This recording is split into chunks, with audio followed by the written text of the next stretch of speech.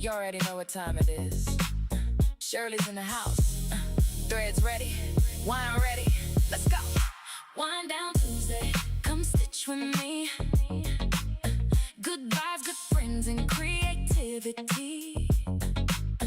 Wind down Tuesday, we laugh, we learn. Got the machines humming while the threads turn. Ooh, yeah. Shirley's Threadwork in the atmosphere. Shirley's Threadwork in the atmosphere. Got the hoops lined up, fabric on the table, thread shining bright, yo, we ready and able. Quilters in the chat, embroiderers too. Everybody bringing their creative moves. Somebody stitching towels, somebody making bags, somebody buying fabric they already had. We don't judge here, we just create. Pour another glass, don't be late. Beatles dancing, machines singing. Every Tuesday night, you know we bringing love, style, soul, and thread. Wind down Tuesday, come stitch with me. Wind down Tuesday. Good vibes, good friends, and creativity. Wind down Tuesday, we laugh, we learn. Got the machines humming while the threads turn. Ooh, yeah. One stitch at a time, one laugh at a time. Building something beautiful, one night at a time. Wind down. Wind down Tuesday. Wind down Tuesday. Come vibe with me. Threads, quilts, hoops, and creativity.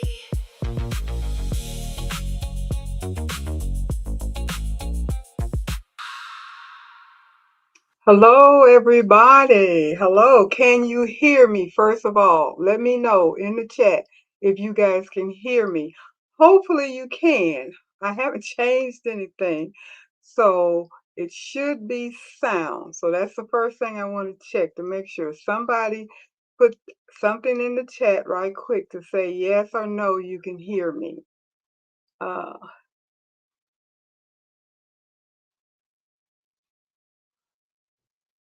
Waiting to see if anybody can hear me. Just say, put a thumbs up, put something in there. Yes, I can hear you. Yay, thank goodness. I didn't want it to be another one of last week where I'm just running my mouth and nobody can hear me. But great sound. Thank you, Cindy. Thank you, Carol. Thank you, Quilt for Joy. Everybody can hear me. I'm so glad. Okay, well, tonight obviously is Tuesday, and that means it's Shirley's Wind Down Tuesday. I am Shirley with Shirley's Threadwork. Thank you all for joining me. And I want to give a shout out to everybody out there in YouTube land as well as Facebook land, everybody that is watching me now, and those of you that will be watching the replay. Thank you so much for supporting me and stopping by. And I have people in the chat, and I am happy. Hopefully tonight will be a good show, and we'll get a lot of good information, a lot of good knowledge and everything. And I am excited to bring this to you because I'm taking it personally myself. So let's see who is here so far. We have Robin. How are you? She says, happy Wind Down Tuesday from Maryland. We have Doris Leonard. Good evening, everyone. Cindy, we have happy to be with y'all this evening. And Sharon, she is taking a walk, can't talk to us right now, but she's watching. Quilt for Joy, Joyce Adam, and we have, who else? Jennifer Hancock. And anybody else? Creative Notion has stopped by. And I think I may have everybody that is on here so far.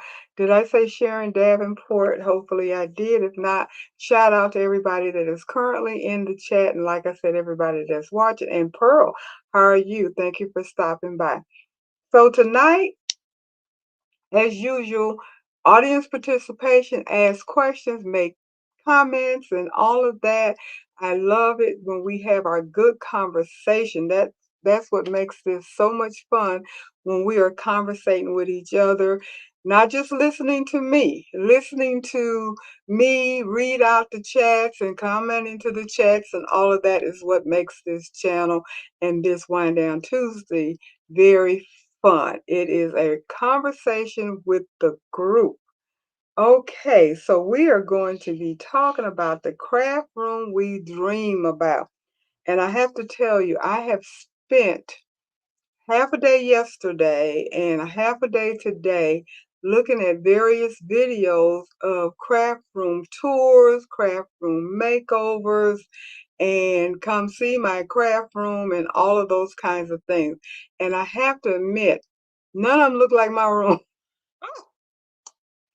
None of them look like my room and some of the other rooms that I know that I have seen from people that are online. So it seems like those that are brave enough to actually post and put a video up on YouTube have beautiful rooms anyway, and then they just want to make the rooms better, more organized, and all of that, which is absolutely perfect. That is fine.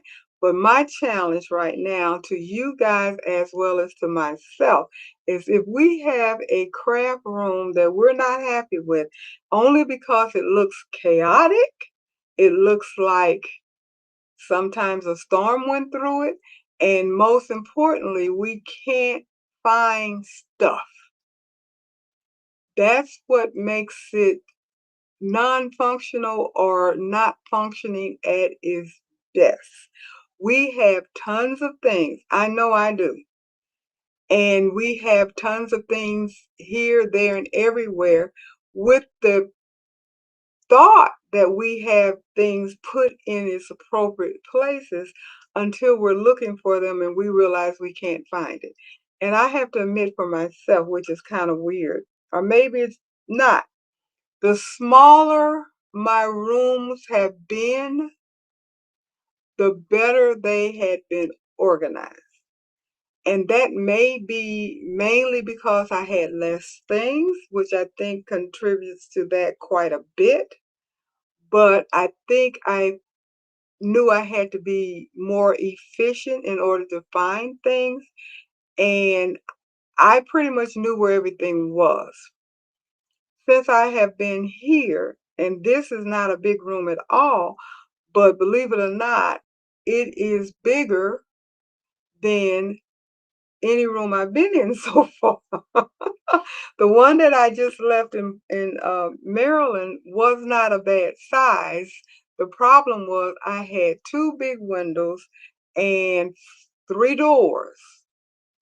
And I had to use I had to use, well, actually, one, two, three. It had four doors because it was a Jack and Jill bathroom. So one of the doors was to the bathroom. That's the only one I didn't have to use.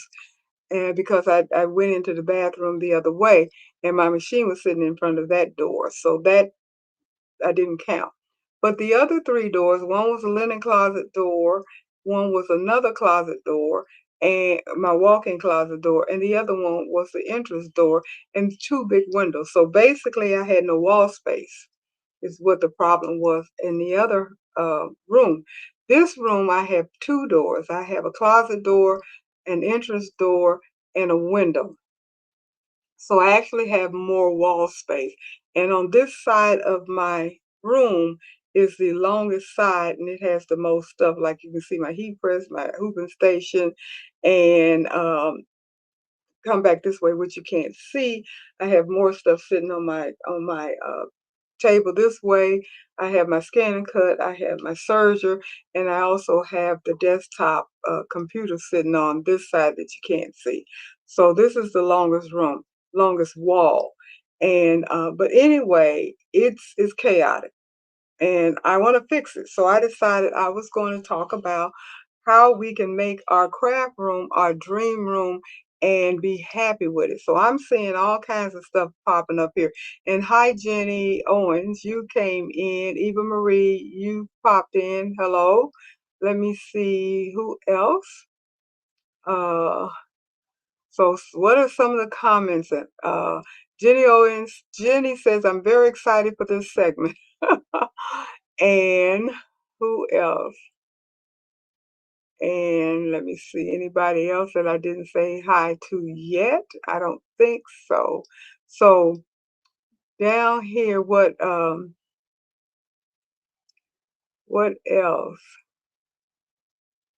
Cindy said, you're calling me out. And Jenny said, my room is a mess right now. Girl, please, ain't nobody room messier than mine. And Robin said, my room is always a mess lately. And let me see, anybody else say anything else about their room at this point? And Rebecca McGinnis, hi, thank you for stopping in. So obviously there are people on here that have some room issues or concerns. So a craft room obviously is not about having the biggest room. It is about having a room that helps you create without constantly hunting for things, shifting things around, stacking and digging, or rebuying things because you can't find what you already have. That's me, definitely me. And we're going to talk about that.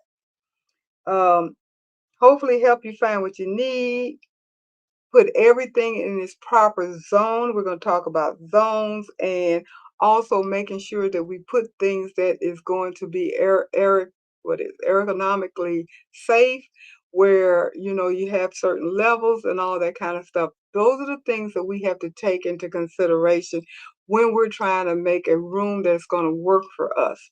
Now, Jennifer Hancock, you say, I have to really find a way to store shirts. I do t-shirt pops up so they are in and out. And that is the issue. When you need something, can you get to it?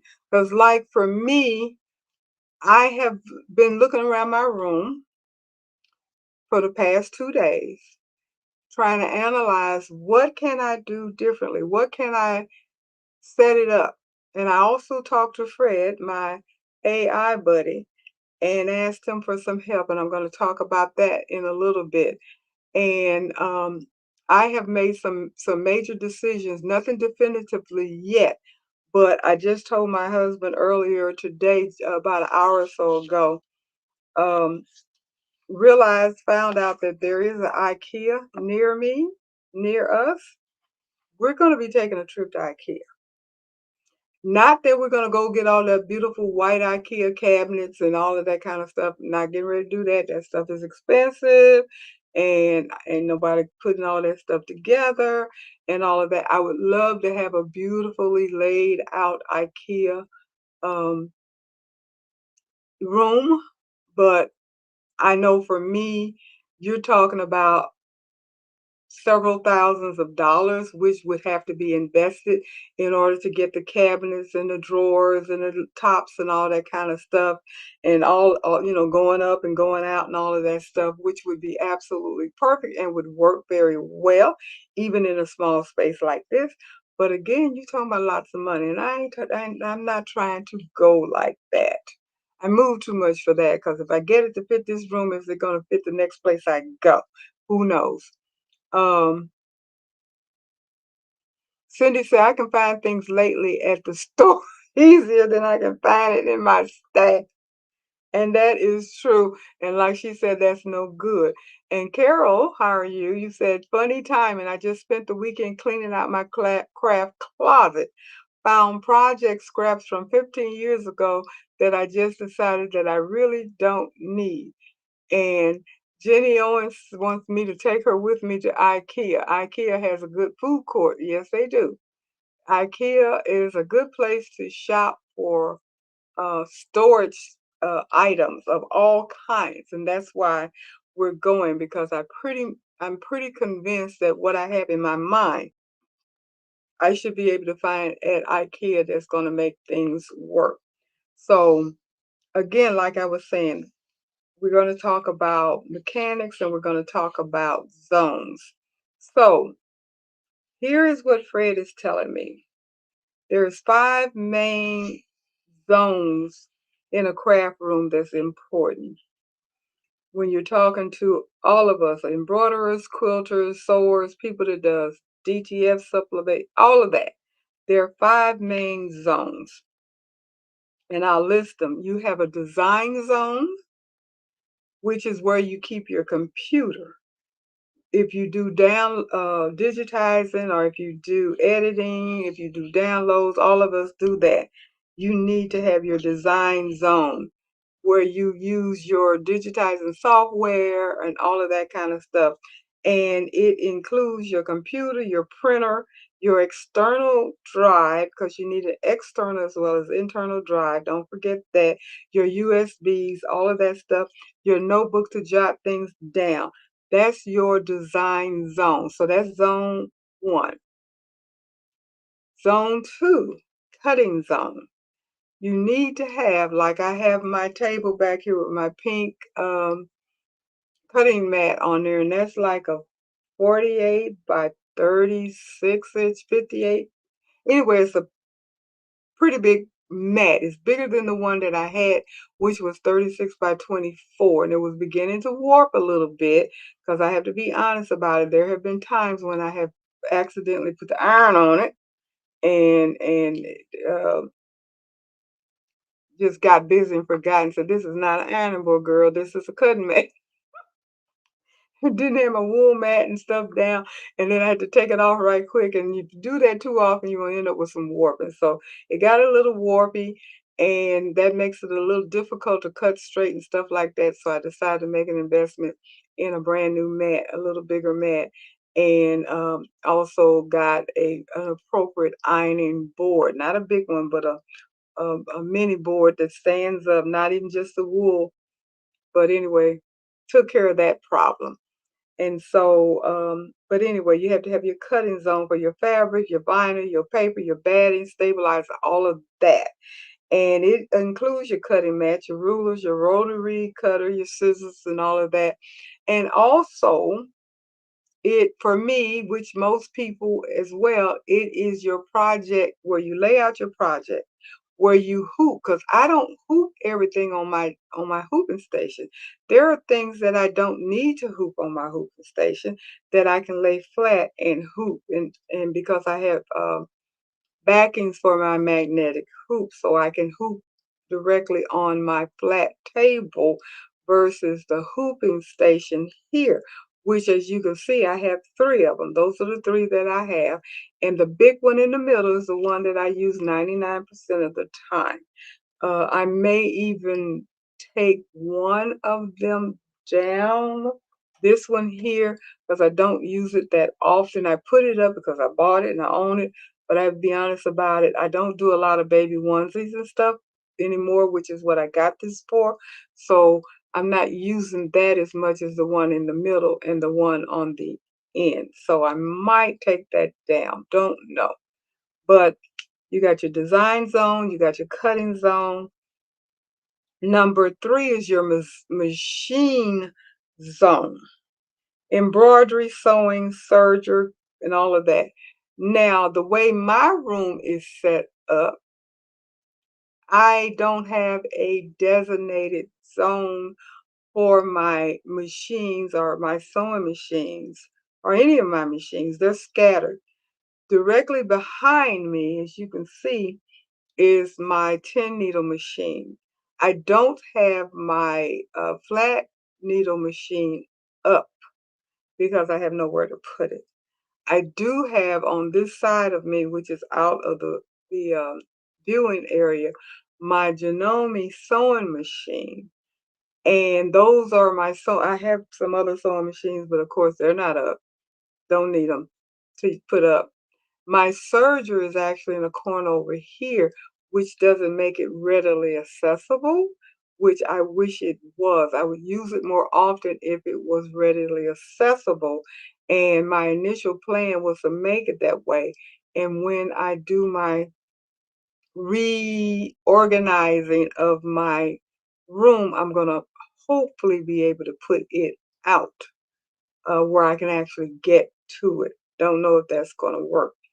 Now, other machines aren't going to come out. I don't know what I'm going to do with that. But anyway, you got your design zone, cutting zone, machine zone. Machines include your sewing and your embroidery, your hoops, your needles, your threads, your bobbin. All of that should be in a zone. Then you have your pressing zone. And pressing means your heat press if you have one. Iron, easy press, pressing mats, those type of things. And all of that should be in a zone. And then last zone will be your storage or inventory zone for your supplies, your blanks, your fabric, your stabilizer, and your thread, shelves, bins, drawers, labels, all of that.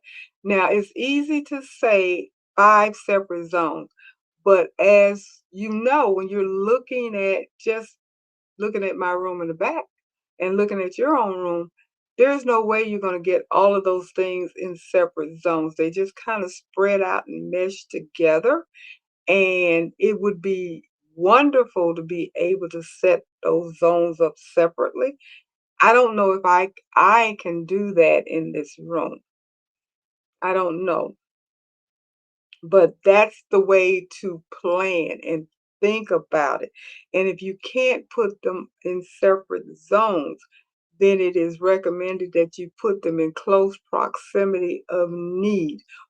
What's most important is to have the things that you use on a daily basis available to you immediately without having to shuffle things around and move things around and unpack and pick up and all of that, because two main things are going to happen. The first and most detrimental one is you're not going to use it. If it takes too much time and energy to get to that item or that machine, you're not going to use it. I'm not going to use it. I don't want to use it because I don't want to dig and pull and lift and tug to get to it just to do one particular thing and then turn around and have to put it back. So I'm going to find an alternative method of whatever it is that I'm trying to do. I just know how I function. I'm not doing all of that. That's too much work. I've seen people with sewing machines up that high and printers down bottom and all kinds of things placed in strange places to me, but they need to use it. And I'm like, how is that functional? How is that functional? I don't know.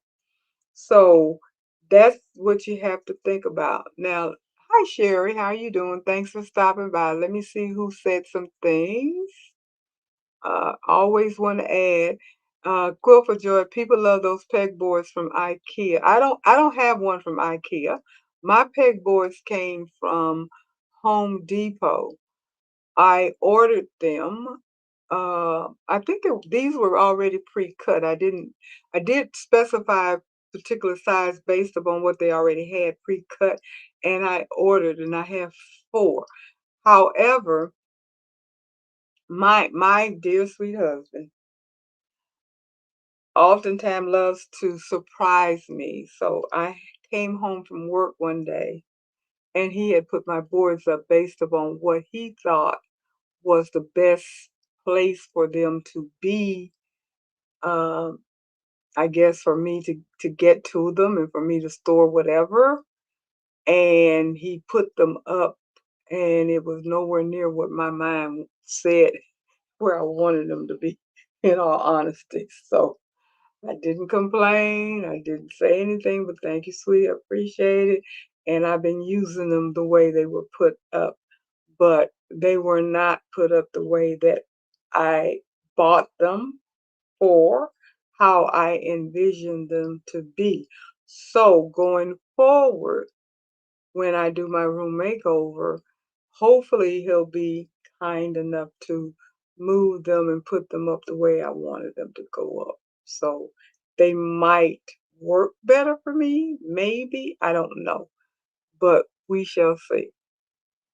Let me see, anybody else? And Carol said, I have to remember not to use my mighty hoops around my computer desk. Yes, that is true. That's one thing that I have not ever had my um, Mostly, as you see my laptop, that's what I've been using for the longest. I just got a desktop. I hadn't had a desktop computer in years, and I'm trying to expand and be able to do some more things, and I wanted a bigger monitor. So that was the reason. That's a 17-inch. The monitors that I have two now, and they're 24 inches, and I have two side by side. So that's going to help me quite a bit for what it is that I want to do going forward, being a content creator and what have you. I just wanted more than just my one 17-inch laptop. So even though that's so portable and it was able to move, and I'll still use it, it's not going to go away. I still will be using it, but um, I just decided to add that on. But again, back to what you were saying, I've been very diligent in not putting the magnetic stuff around my computer or my phone. I have to be very careful with that. Very careful. And Jennifer Hancock, yes, all my scraps are separated, but they stacked on top of each other. Uh, and Jenny loves IKEA pegboards.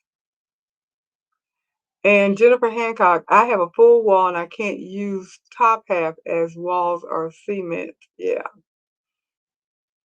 Um, I don't know what it is that you want to put on your cement wall, Jennifer, but have you thought about those command strips and command hooks that you can uh, they stick on and they hold a lot of weight.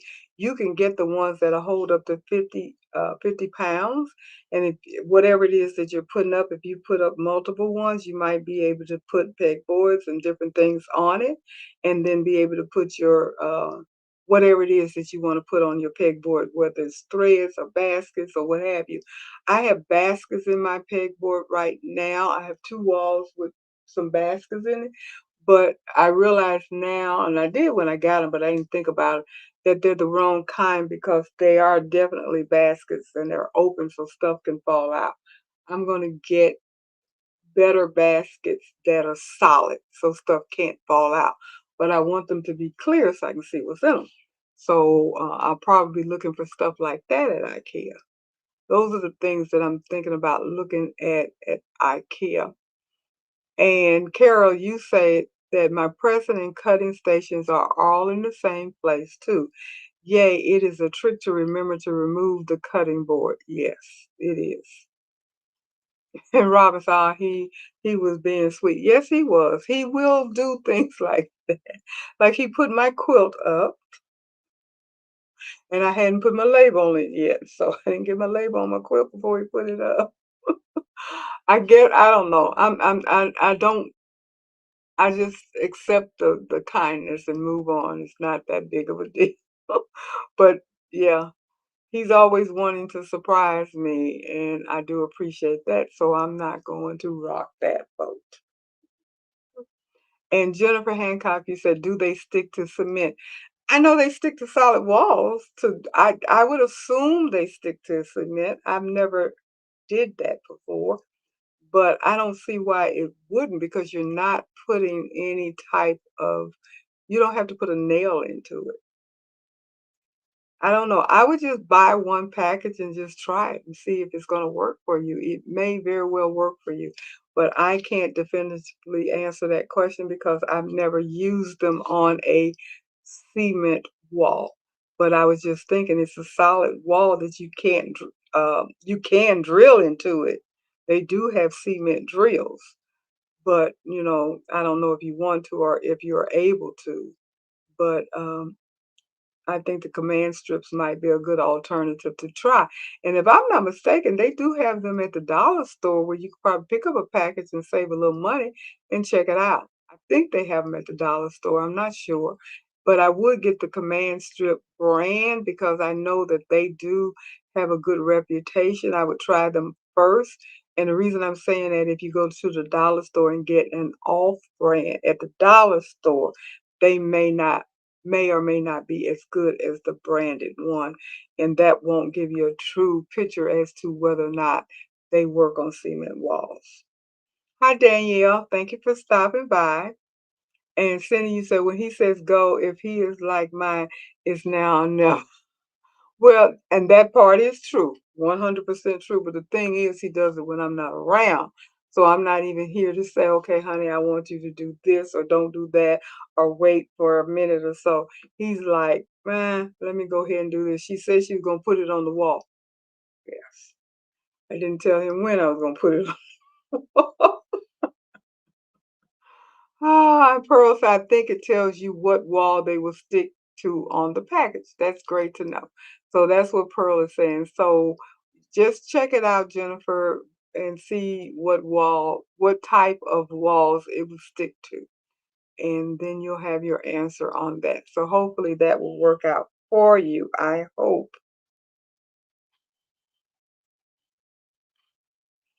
Now, there are different types of things that you can uh, get if you don't already have them that will work out in your craft rooms. And some of them have a nice little price to them, some of them doesn't.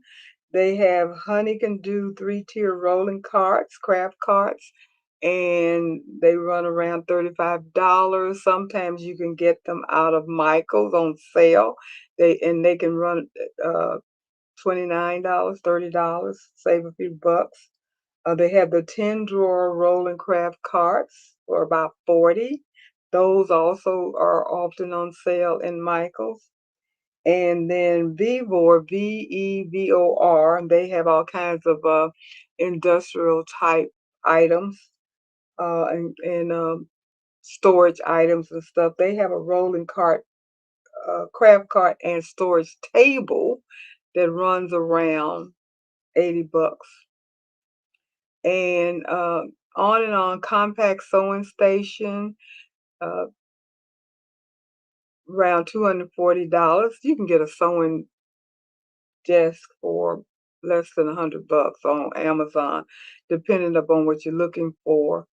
Um, so those are some of the things that you get. They have Harbor Freights is another good place to go to. I love those mechanic drawers and workstations. I would love to get one and put my heat press on it because they have all the drawers and stuff like that. And at Harbor Freight, they have those at pretty reasonable price because I've seen the name brand ones in like uh, Home Depot and Lowe's. 4, 5, 6, 7, 8, $900, and Harbor Freight to have some of them for 180, $200. Nice size ones. The metal carts, tool carts. My son had. They come in mostly red and black, but if you go to Harbor's Freights, they have them in feminine colors, pink and all kinds of cute little greens and stuff like that.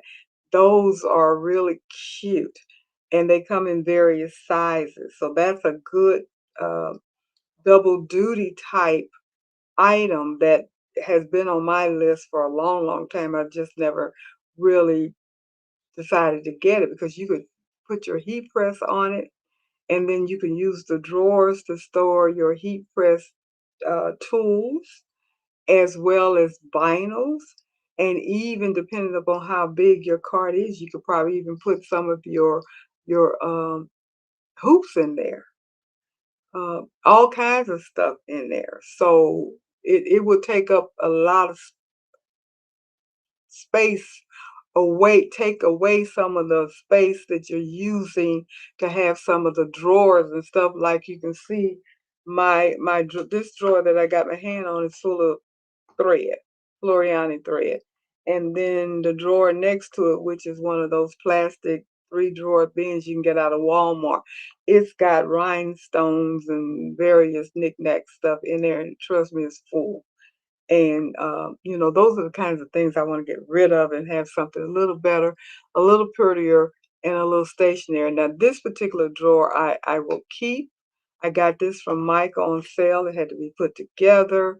I have my thread in it, but I don't want to keep my thread in there. I want to put my thread back on the pegboard because I love the look and it's more convenient. You can see your threads in these drawers. Um, I don't have pegs in them, so the thread kind of gets moved around, even though I can put more thread in the drawers without pegs, but they get moved around. And the main thing I don't like about it is the drawer does not come, as you can see, I have thread. The drawers don't come all the way out, so I have thread back here I can't get to. So it doesn't come all the way out. So you're losing some space. That's the only thing about it I don't like. If it wasn't for that, I would be more than happy to keep putting my thread in there. And yes, I could probably find some kind of apparatus or make it or whatever to put pegs in there, but then that's going to decrease the amount of thread that I can get in the drawers. I already know that. I was looking at things like that and I was like, I got so much thread, then I'll have to get at least two of those. At least two of those. And I don't know if I want to do that. But anyway, hi Marina, how are you? Thank you for stopping by. And Robin said you would love to have one of those too. Yeah. Uh, one of those metal mechanical toolbox things. And Marina, when you go to IKEA, definitely look into their closet organizing section. I'll send you the video of the one I put in my craft closet. You can modify the configuration. Yes, I am definitely planning on doing that because I know they have tons of. I've been to IKEA um, a lot in different. Obviously, they have one in Woodbridge, Virginia. When I used to live there, and I used to go up there to IKEA all the time. I love just going up in there, just walking around, looking when I could walk better. And then when I lived out west, that was the first time I ever went into an IKEA. When I lived in the state of Washington, and went into their IKEA out there. So yes, I do know the things in IKEA, and they do have really nice things. They're so tempting, so tempting. Cindy says from Harbor Freight, I like their little magnets with a hook in the center. About 3 to a package. I was able to hang things on my filing cabinet. Yes, and they do have those little metal metal uh, things like this. I did get one from Leslie as a gift, and I went to Harbor Freight and bought a set. So I now have at least 3 or 4 of these. And I noticed that they even have bigger ones that are magnetic. I've seen um, on the YouTube and stuff, and people go into Harbor Freight to pick up stuff. It is so many things in there that are reasonably priced that we can use in our craft room. So check Harbor Freight out for some of the things that you might need for organizing. And Pearl, you're saying that I personally stopped using pegboards years ago because my thread was getting dusty and I didn't like that, so I bought 2 Husky boxes. Yes, that is the main reason why I took mine off the wall because I didn't want them to get dusty and the sun to drench the color and stuff like that. But I'm thinking about trying to come up with a way to cover them at night when I'm not using them that's going to look nice. Now, I don't even know if that's possible, but that's kind of my thought process.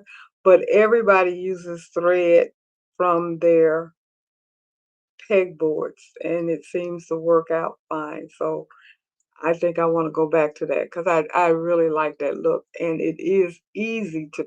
I can look at my wall of thread and know pretty much what color I want for whatever it is that I'm trying to do versus going into the drawers and having to pull drawers out, pull drawers out.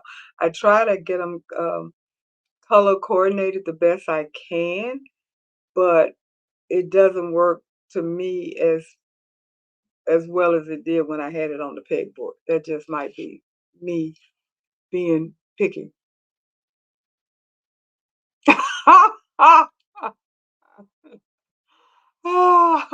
Carol said, I thought you said that you had so much thread that you needed a new studio. No, no, no, no, no, no, no.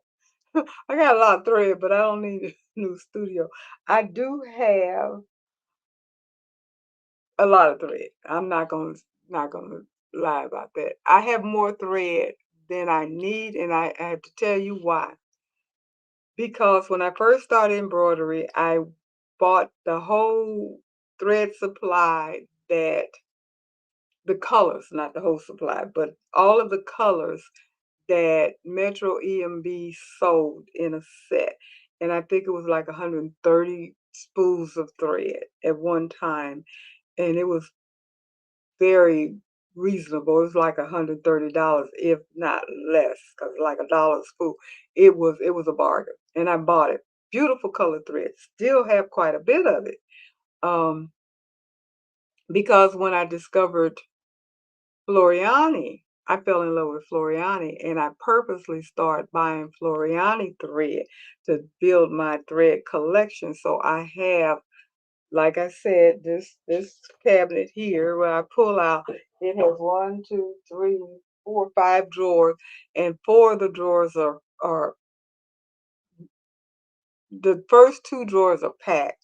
The second 2 drawers have thread in it, they're not packed. The bottom drawer is pretty much empty.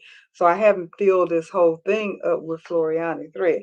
Now I have another plastic bin down here that is full of the other threads that I own. And the reason I separated them is when I started my Etsy shop, I was doing everything with Floriani thread. And I wanted to make sure uh, when I sell an item, that I'm using the exact same thread that I use for the sample.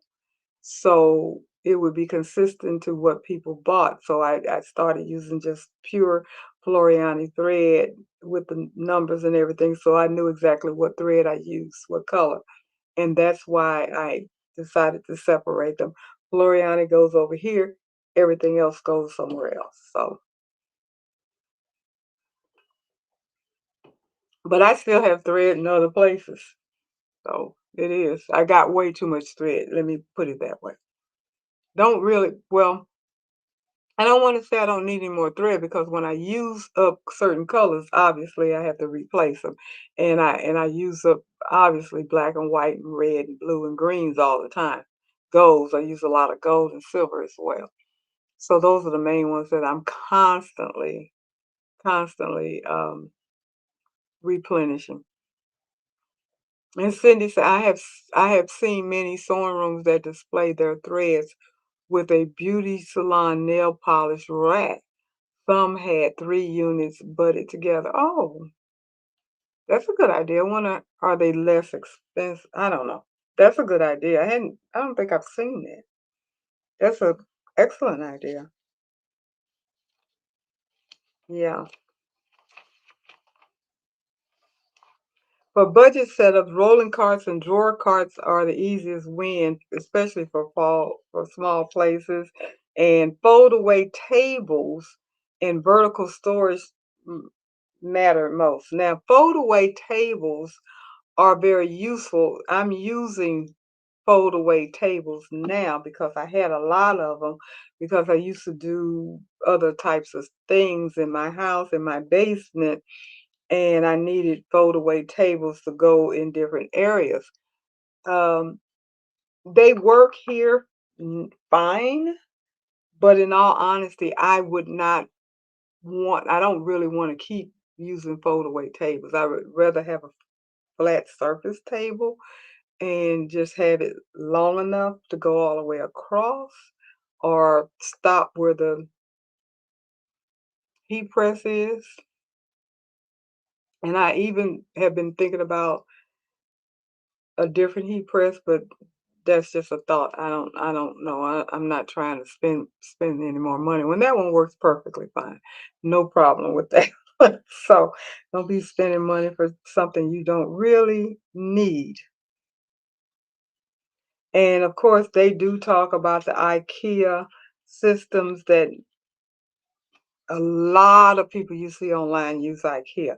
Now, keep in mind, I've been told, I don't know this for a fact, IKEA furniture is really nice looking and stuff, but it is uh, got particle board stuff, and they do have to be put together. So that can be a deterrent of getting them. And you have to be careful with the weight of things that you're going to be putting on them. So make sure when you check those things out, what the weight is, whether or not you're able to put it together, or whether or not you can get a service. Because for me, if I get any type of IKEA furniture at all, I would definitely be looking at a service that can put it together. 'Cause I'm not doing it. And I've been told by a certain person they wouldn't put any more stuff together either. So we shall see. Sharon Davenport says that she has her thread on a nail polish rack and they fit behind her door going into her room. Okay, that's pretty cool. That is pretty cool. That takes up, I guess that really helps with the sun aspect of it, maybe. And I would assume many of us are using like a spare bedroom type thing um, for their craft rooms, or some people may even be using a corner of a spare bedroom or dining room area or even a closet. When I first started, when I was in Florida, and I don't know, I do have old videos. My very first videos and stuff is in that little, it wasn't a closet. It actually was supposed to be a office space with no door. And you could put a desk in there and your chair and some file cabinets. I don't even remember how big it was. It was like a 5x6 or 5x8 or something on that line. It wasn't very big. And it was in the front of the apartment when you first walked in. And that was my very first setup. And I have to admit, I think I had it set up pretty good and I knew where everything was. But again, keep in mind, I had just started and it was so many things that I did not have at that time that I have now. So did it work out well for me when I was doing my mask and towels and baby onesies and things like that? And doing that's when I got started with YouTube and stuff. And then I ended up getting that sublimation printer that's back there. I had a different heat press, a smaller one, 12 by 12 swing away, different things like that. So I started growing, and every move I made, I grew. I collected more stuff, and that's where our dilemma comes. We tend to collect a lot of stuff, and as I mentioned earlier, I've been looking around my room and realizing I have things in here that really don't need to be in here because I'm not using. And that's where we have to start. We have to do the decluttering and we have to do the let go. Even if you don't let go of it permanently, let go of it in your craft room. If you're not using it and you have a empty closet, or you have a basement, or you have a space in your garage, or even some people have rented a storage area. I'm not going to recommend that because that's extra money.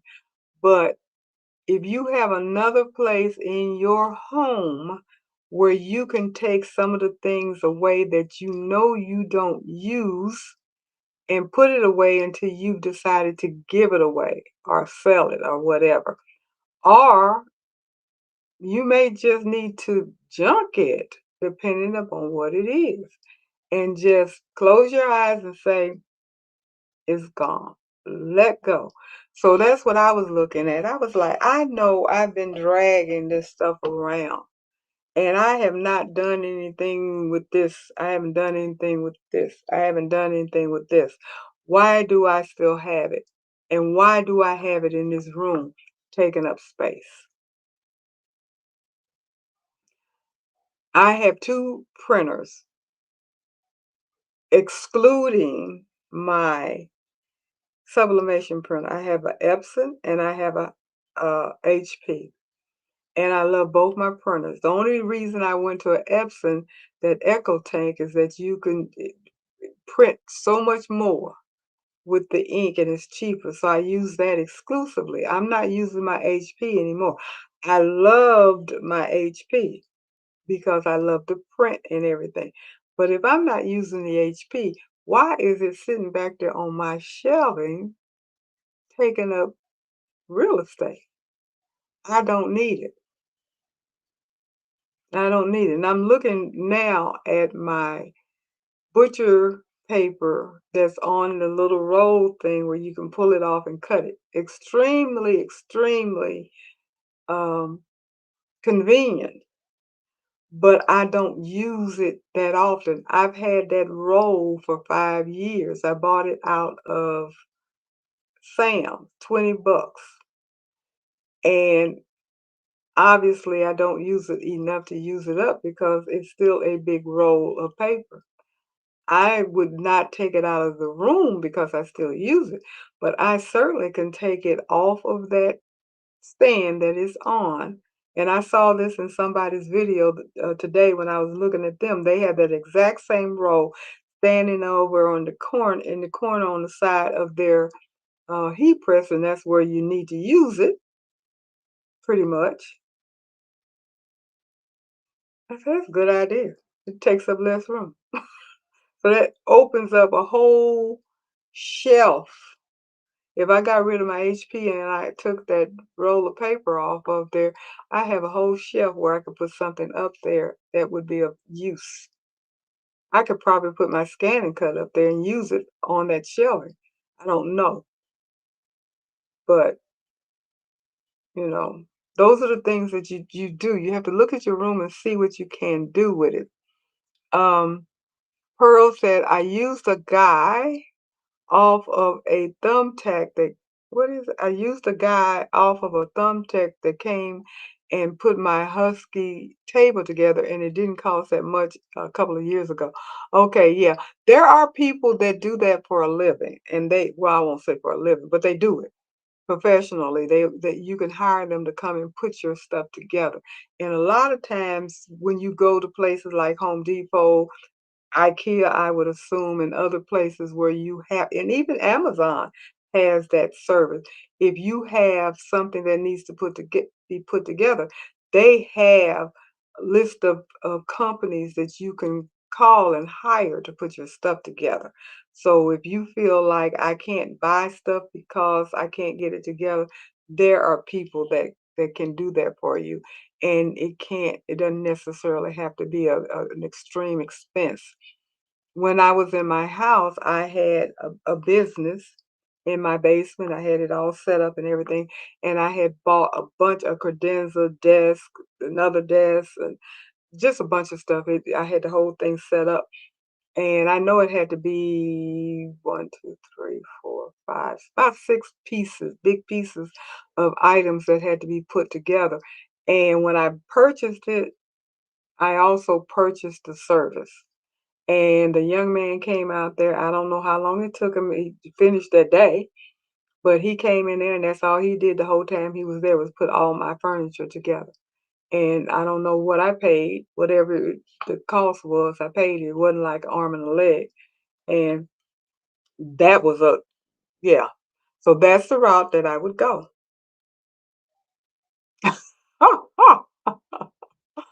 Oh, I've been there too, Eva Marie. My craft room is all over my house. I must reduce. Craft have taken over my office. Yes, I was there too, but I was pretty much told that the next move everything was going to stay in one room. I was not going to spread out to the dining room, spread out to the living room. When I was in Florida, I have to admit, I spread because I only had that little bit of space, and I ended up spreading out all over the place. And no, I agree. It doesn't look all that good, especially if you don't have a dedicated place that you can keep nice and neat and cute and people come over and stuff without having to move stuff and get it out the way. So I was in agreement with that. I don't have a problem with that, keeping everything in one room, but it does make it hard. It makes it hard. And we honestly don't have another space that would work without it interfering with everything else that we do in that room. So yeah, it is hard, but I can definitely relate to that. And who is this? Sharon says, both my craft rooms are clean now. I am dreading when family leaves because getting them ready to put air mattresses up in the room. I just put stuff in totes and drawers and we'll organize when you put them back. Yeah, I know how that is as well. Been there, done that as well too. Because company comes over, the spare room is the studio. Not here, thank goodness, but in the other places I've been, my spare room was my studio, but it was also the guest room. So yeah, you got to put the air mattress out, the fold-away bed, or whatever it is that you use. I know Jeanette from Baroque Sewing and Craft. Her second room, she's got a embroidery room and a sewing room. Her sewing room is the new room, and she had a Murphy bed put in there. So that works as a double room as well, her sewing room as well as her guest room. So that, you have to do what you got to do. Quilt for Joy. You said, I try to toss one thing in the garbage every day. End of the year, that's 365 items gone that I don't have in my house anymore. It doesn't have to be a crafty thing either. Well, yeah, if you can declutter like that, that is wonderful. And Sheila, hi, Sheila. Um, 24.99. Both my girlfriends took over their living and dining room area in their homes. Works great for them since they are both empty nester.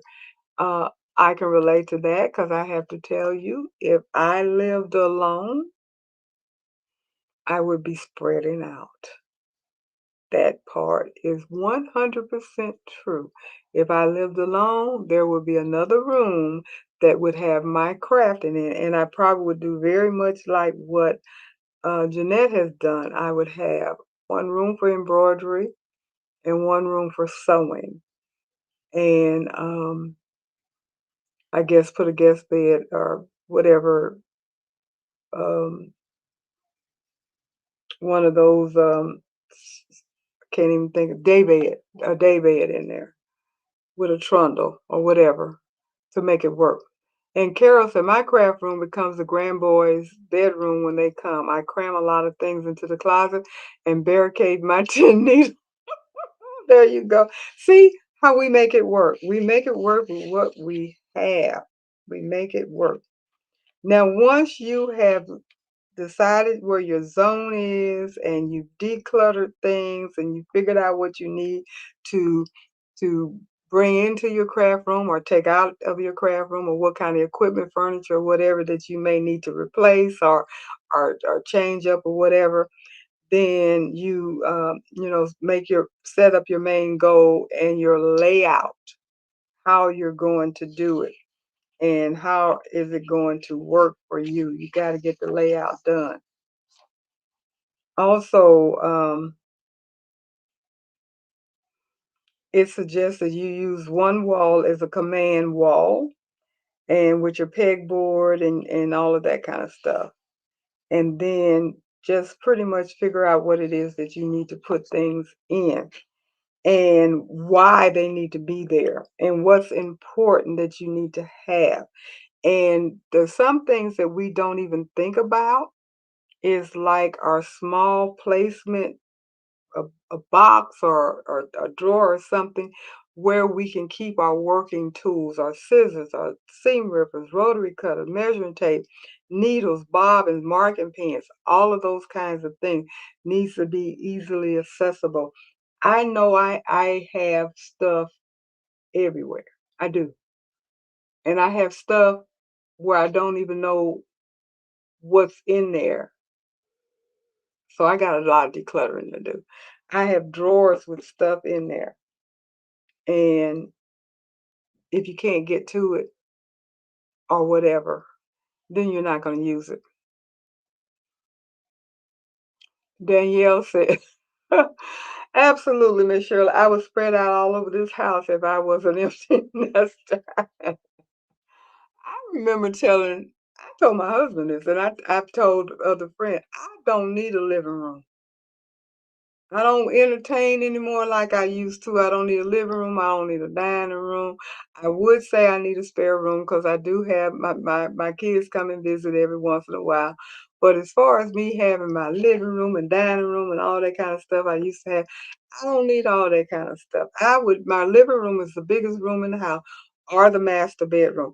One of those rooms would be my craft room. I'm just being honest. Well, I could have a small room for me for a bedroom. Trust and believe me, I don't need a big bedroom.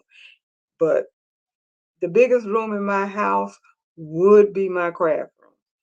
That's a promise. And then I probably still would take over another space because, as you guys know, I mentioned last week or week before last that now not that I would get a long arm because that costs way too much money than what I want to spend. But I would definitely set up one of these mini quilting frame things like the cutie frame and the little rebel and all that kind of stuff. I would have an area to set that up. If I had space now, I would set that up. I don't have space, so that's the only thing that's keeping me from getting one because I tell you the price is pretty decent and it's a whole lot easier than doing edge to edge on the 10 needle. The 10 needle works well. You can do your edge to edge quilting on it. You can do your edge to edge quilting on your flat needle machine, but it's a lot of work. If you had the cutie, the frame and the little rebel, or either a nice sewing machine with a decent throat, you could save a whole lot of time if you're going to be doing your quilting yourself and not send it out to a long armor, which is what I would definitely do. I've quilted 3 quilts myself. I never made a big quilt big enough to go on a bed, and I don't know if I ever will because I don't think I'm going to be able to quilt that on my machine without going crazy.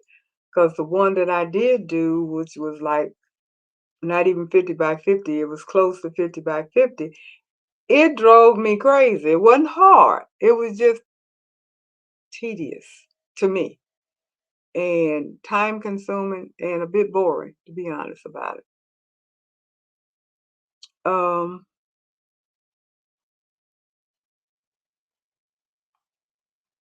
Sharon, you're saying that you have a mechanic toolbox in your room, which is what I was talking about, where the Cricut, Juliet are, and that is really handy. I took 2 of my rooms in my home and turned them into a craft room. So one bedroom, guest room, then my room. Yep, that's a blessing. That's a blessing. If I was still in my house, my little office area that I had would be my embroidery studio, and I had a full basement, and I honestly could see half of that full basement would still be part of my crafting area. I could literally see that.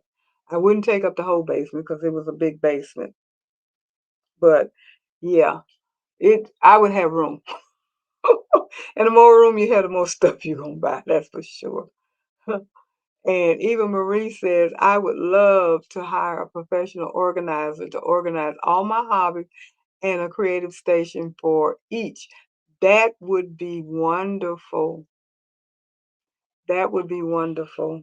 But you can do it yourself, and we're going to get to that in a little bit. You can do that yourself. Um, Sharon said, "Don't have whole family here at one time anymore, so why leave rooms to set up for guests? This is the first year since my mom passed. I'm so sorry for your loss. That we have all been at my home together." So yeah, as you get older and the kids are gone, and if your grandkids are getting up in age and stuff, you don't really seem to have as much traffic in and out of your house like you used to. And I know I don't, mm, basically because I'm not in my house anymore. When I was in my house, I had a big house, I had a 5-bedroom house, full basement, all of that stuff. And I had family because I entertained a lot. Everybody knew to come to Aunt Shirley's house or Grandma Shirley's house or whatever, or Mama's house for the holidays. Every holiday was at my house, birthday parties were at my house, you know, whatever, you all in town, come on by my house, that type situation all the time.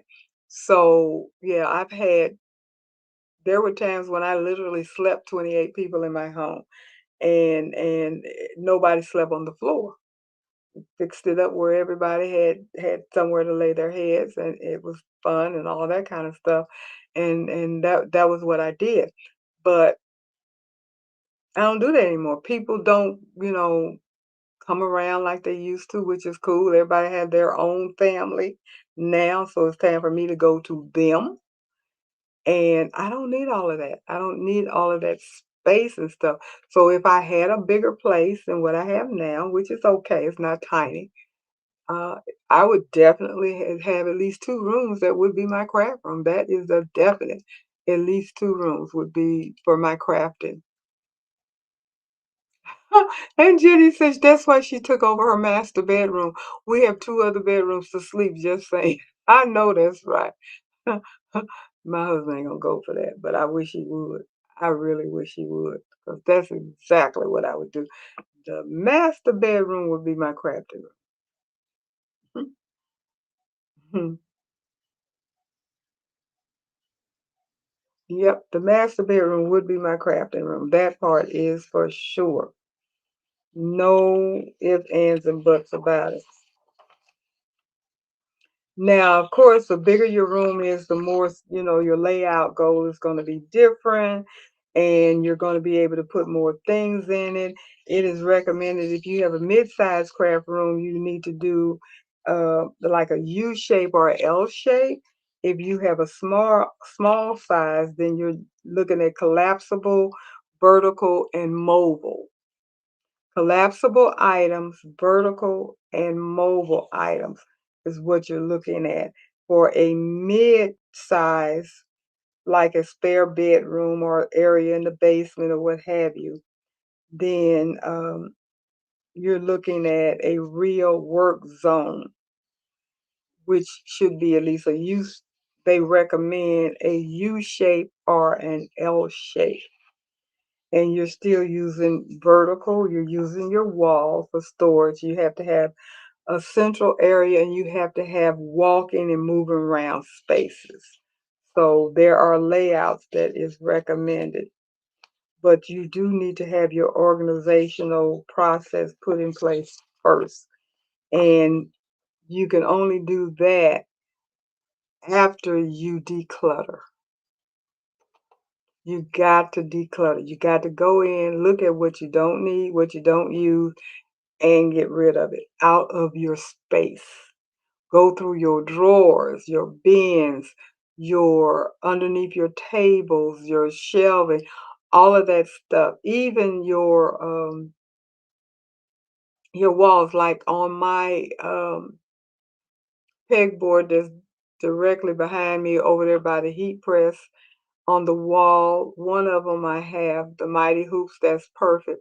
The other wall are my hoops that goes to my SE 1900 and my 10 needle machine that came with the machine. I don't use those. I don't use those. The only one of those that I have used in a year is the biggest one. And I will use that if I'm doing multiple patches because it's the biggest one and I can put more patches in it. More so than I can my big mighty hoop, my 8x13 mighty hoop. I can use that one. Other than that, the rest of them I don't use because I don't use my SE 1900. Rarely do I use that. And even when I do use it, I use the magnetic hoop so I could only keep. So what I'm going to do is take those hoops off the wall, put them away some kind of way. They won't be discarded. And put my biggest hoop over with my mighty hoop. Put my magnetic hoop for my SE 1900 probably near my mighty hoop, and the rest of the hoops are gonna go. They're gonna go bye-bye. They're gonna go packed away somewhere. Get them off of my pegboard. That pegboard could be used for something else because that's taking up unnecessary space. I don't need them. I'm not using them. No need of them being there. So that's kind of where we are when it comes down to doing those kinds of things. You get things out the way that you don't need. Um, And when you're setting your stuff up, you're sorting in piles. They recommend 5 piles. Things that you use weekly or daily is what I would say, but at least weekly. That's pile number 1. Things that you use monthly. Things that you use seasonally. Now, all of this could be your fabric. This could be, how often do you sublimate? How often do you rhinestone? These things may be monthly or seasonal or what have you. And then number 4 would be duplicate or backup stuff. That's like your extra supplies. And then 5, you have a donate, sell, or toss. That's your 5th pile. What am I going to literally get rid of? I don't need it. I'm not going to pack it. I'm going to either sell it, donate it, or put it in the trash. And I know there's quite a few things that are going to go in the trash in my place right here. And that keeps it from being too cumbersome and all of that. And you break it down little by little by little. You don't try to do it all at one time. You have a system. And your room that you're setting up. The most important thing, because I know, as I mentioned earlier, when I was looking on YouTube, trying to get some ideas and suggestions and just seeing what other people are doing, all of those rooms were beautiful rooms. I mean, they were beautiful rooms. They weren't bad looking rooms before they started organizing them. And once they got them all organized and the beautiful baskets and this and that and the dream boxes and all that kind of stuff, they were beautiful. But that's not the goal. The goal is to store by use, not by beauty. What is going to be useful? Because we're real people. We're real people. Now, even though I'm a content creator, I'm not worried about having the prettiest room out there because I use my room and I know I don't have nowhere near the prettiest room. But I also know there's a whole bunch of other people that are content creators that have rooms that look like mine. Some look even not as good as mine. I've seen them all. So um, that's not the goal. The goal is to be functional. The goal is to be efficient. And that's what we need to be looking at when we are putting our rooms together. So how do we do that?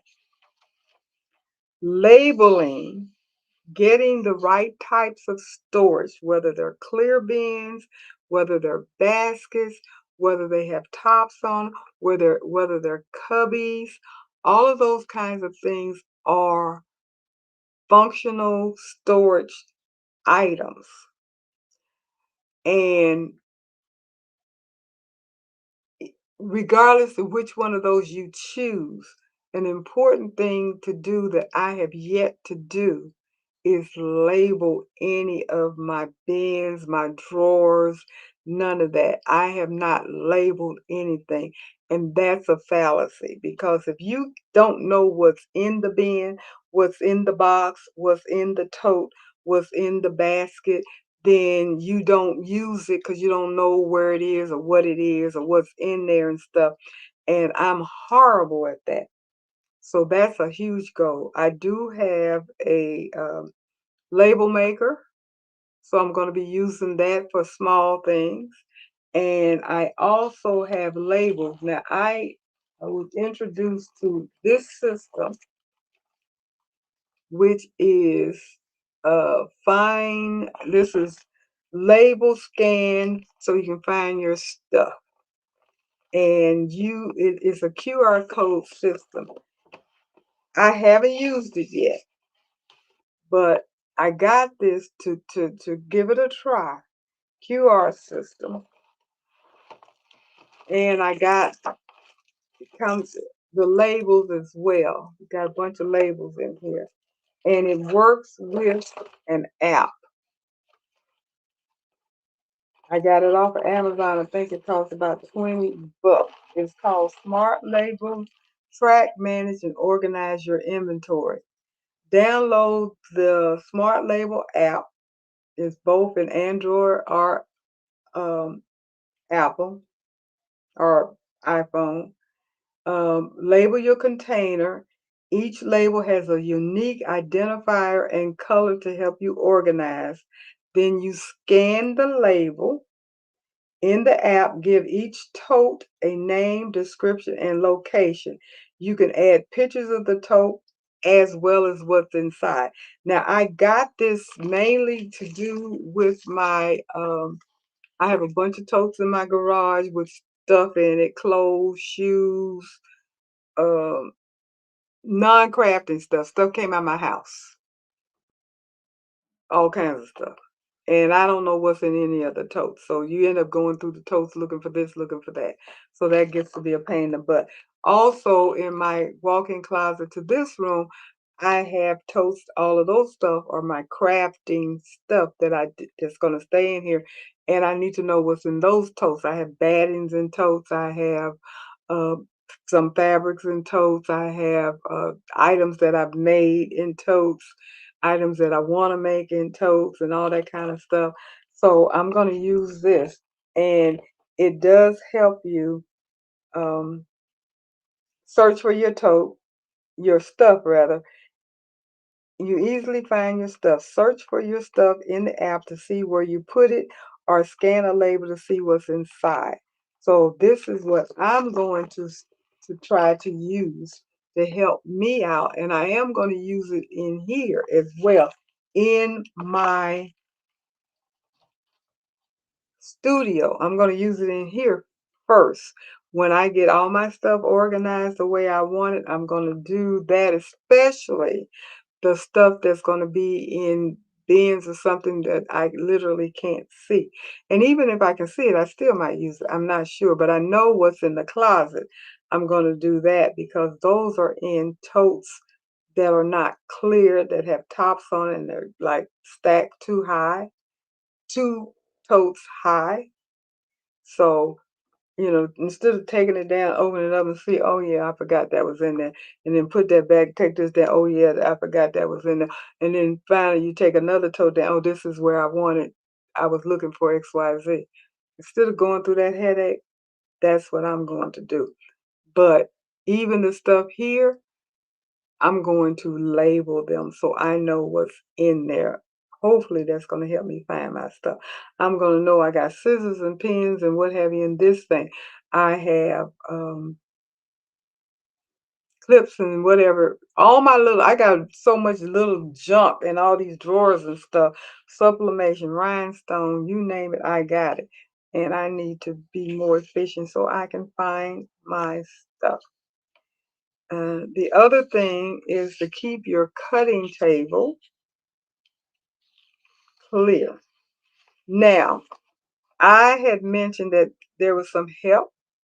The help that I'm talking about is, I love my man Fred, my AI guy.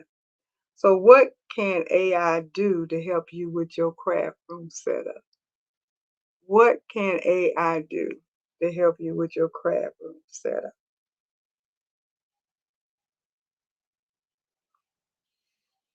Now, I took a picture.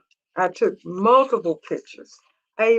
My husband took a panorama video and we put it in Chat GPT to analyze and to give me a diagram of my room and how I need to organize it. And I'm going to show you what it came up with. Uh,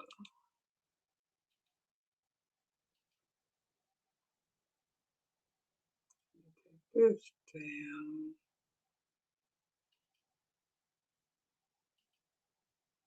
Okay. Can you guys see that?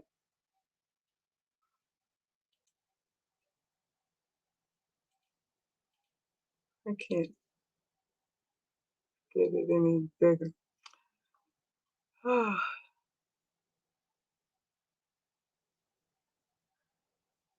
Can you guys see what's on the screen now?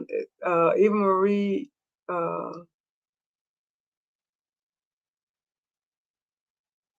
okay, good. Good, good, good, good. This is what Cindy said, oh, I like that. Okay. Clear off my cutting table. My cat will be very unhappy. She loves that window. I didn't say you had to take your cat off. I said clear off all your clutter. Like I keep clutter on my table. My AI told me to clear off my table. I am not going to show you guys the pictures of the room that I uploaded to uh, Fred for him to come up with this. But what I did, I gave him my dimensions. I gave him, and I'm saying him, I gave the AI dimensions of my room, dimension of my shelving, dimension of my different tables and stuff. Now, as you can see, if you look at the big one, and I don't know how clear that is to you, but if you look at the big one, it some of the dimensions aren't some of the things aren't quite right. But if you look at the little picture, and I don't know if you can see it, it is a little bit more realistic. What this does, it does give you an idea because I'm going to read off what it says just in case, and I'll point to it. In the middle is the cutting and I told him I do my filming and stuff when I make content for YouTube, and I have my mouse. Hopefully you can see the mouse. And I told him I needed to have at least three-sided, and of course it has it four-sided. But in the small picture back here, it's a three-side. Well, basically three-side.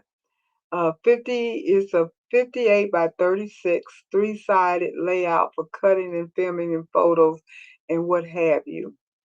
Um, Over here is supposed to be my hooping station table, is what they're saying. I need a separate table for the hooping station, and that's not going to work because I told them that's not going to work. It's sitting in front of the closet door. Um, I'm not going to do that. This one is for my heat press. The heat press is on a separate table and it's on the opposite side of my shelving. Now, right here, it has the shelving and stuff, which is not the right side. So I told them they didn't have my shelving. In the small one, it does have the shelving correct. And it does have my desktop with the two monitors. And then it has my sewing machine over here and has doors. The small picture is a lot more, and it says this is how it's going to feel.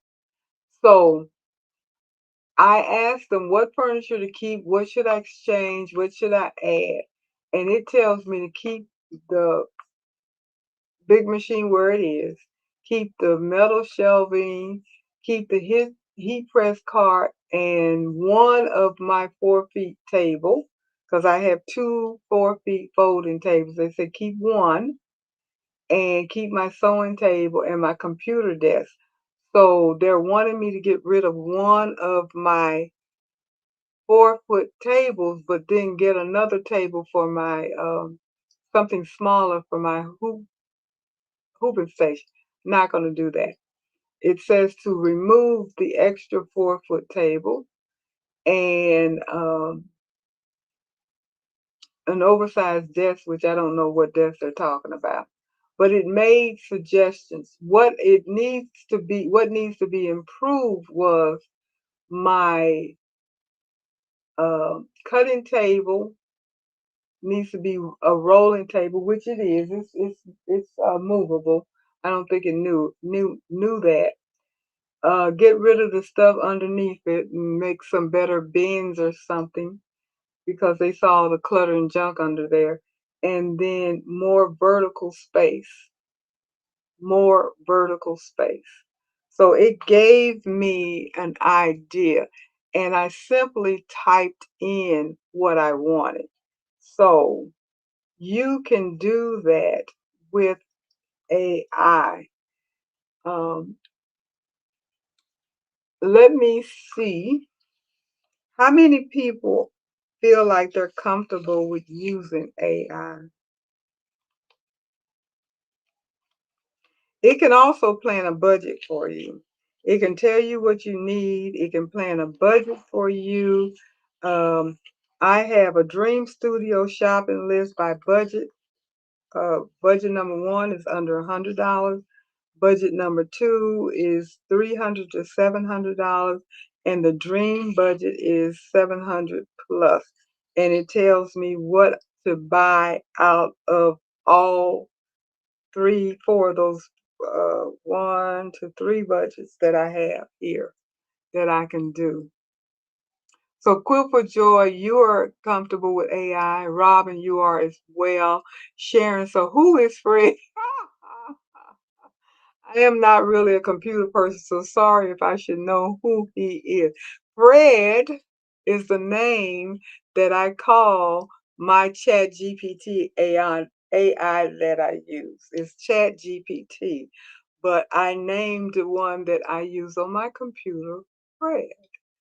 So when I go on to here, I will say, uh, and you all can see me type because I'll be typing right in here. And we'll see if Fred is going to wake up.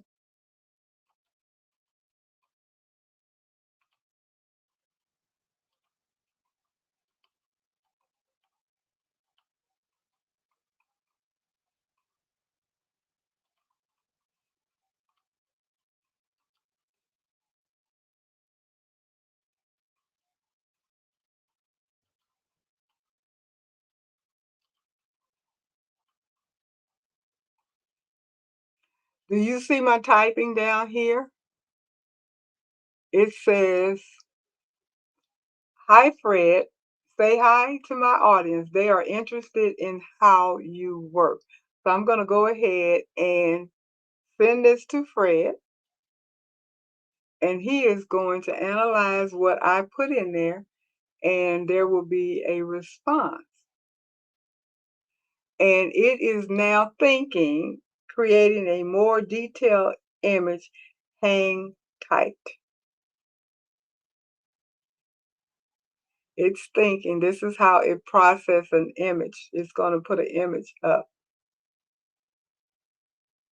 so you guys can see how he responds to this prompt that I put in here, because I'm not sure what he's going to do, because I said they're interested in how you work. And what is that going to come up with, Mr. Fred? I don't know, but we will see in a minute what he came up with. But that's all you have to do. I talk to Fred just like I'm talking to you guys. That's exactly what I do with Chat GPT. And he is creating something that is obviously going to be a surprise to me. And sometimes it takes a minute because he's doing all of this analysis and everything. And I don't even know what that little thing is up there. He does a lot of scanning and analyzing and all that kind of stuff. And hopefully he doesn't come up with anything crude right now, because if he does, I'm going to be mad at Fred. Very, very, very mad. But I'm curious to see how he works as well. But this is what he does when he's creating my thumbnails that I put up. When you guys see me put it out on YouTube and Facebook and all of that, he doesn't. He does the one that it says he's bashful. Now he's thinking. He's actually thinking. I don't know if you can see the little buttons down here, the little three dots down here that are moving. Okay, there it is. Can you see this? Let me see if I can make it bigger. See what it says? Hi, Shirley's audience. I'm Fred, your creative AI helper. I'm here. How I help. I listen to your ideas. I organize the details. I research when needed. I brainstorm and write. I help create images and plans. I adjust based on your feedback. You bring the vision. I help bring it to life. Here to help you create with confidence. How is that? Did you like that?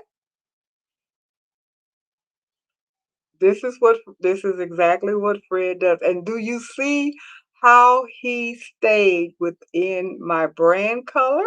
Because he knows my brand color is teal and fuchsia.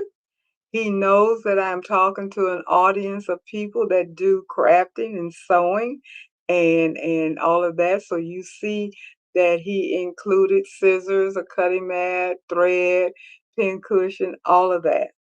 And yeah,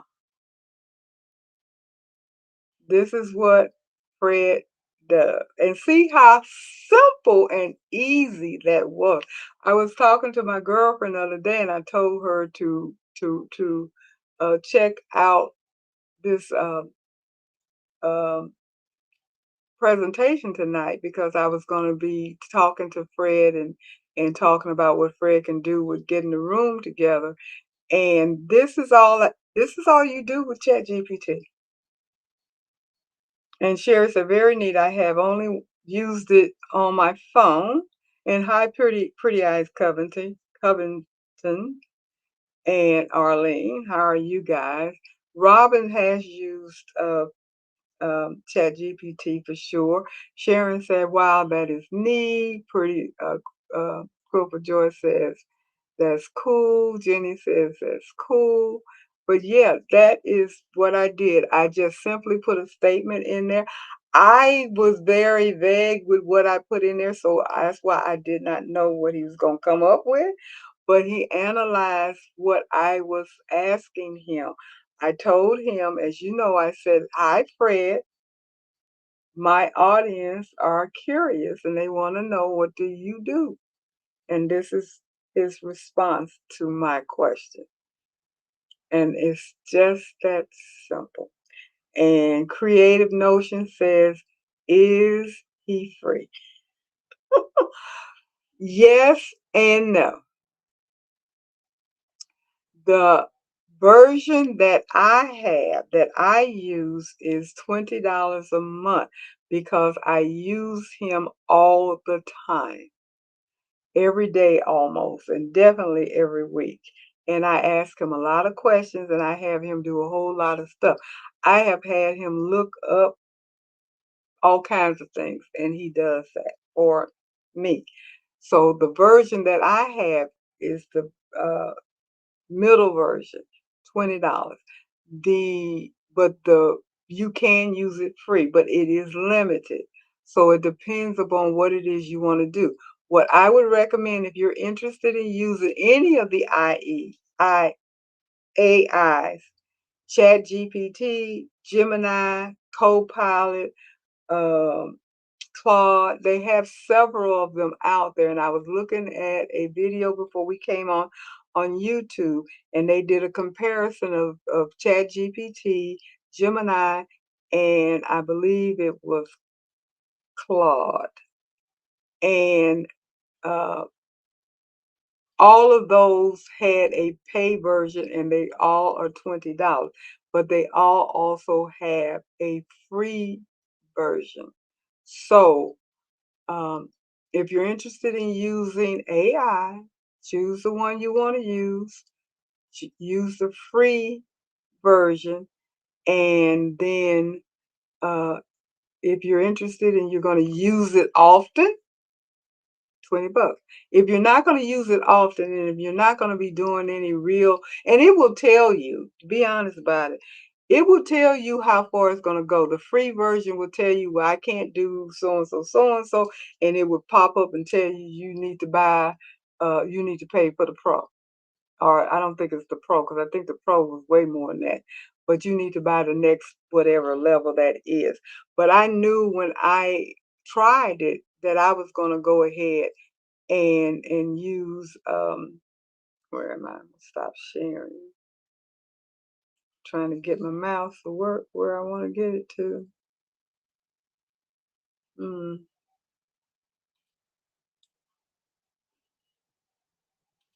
okay. All right, there we go. Okay. So that was you met my friend Fred. So now you know who Fred is. And Robin says she uses the free version. And hi Betty, how are you? Thank you for stopping by. And oh, okay, this is what Betty is saying. She's saying, hello, everyone, it's Shirley. Hey, everyone, before you leave here tonight, please wish Shirley a blessed and serene birthday on Friday. Well, actually, Saturday is my birthday on July 11th in advance. July 11th is my birthday. That's this coming Saturday. I will be leaving town on Friday, heading to Orlando, Florida for my birthday celebration that my children are giving me. So that is what I will be doing. And thank you so much, Betty, for putting that out there. Do appreciate it. Do appreciate it. So, yes, that's what I will be doing. I will be returning on next Tuesday. My plan is to come on air because I've already figured out what I'm going to talk about. I've already got my thumbnail made and everything. So, my plan is to be on air next Tuesday, even though I don't come back until Tuesday. But we shall see. If for some reason that's not going to happen, I will put a notification out. You guys know I do a little live or something to put out and say ain't gonna make it. But I'm hoping if all goes well, I'll be able to come on air and on Tuesday of next week. So that's the plan. But yes, I will be leaving town on this coming Friday to celebrate my birthday with um with my family.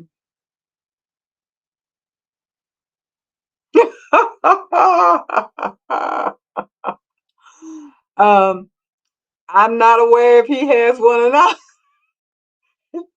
but he knows about Fred. And he told me and Fred would get a little bit closer. And he said, next thing I know, y'all gonna be going out to lunch together. That's what he told me one day because I told Fred, he was like, yeah, who's Fred?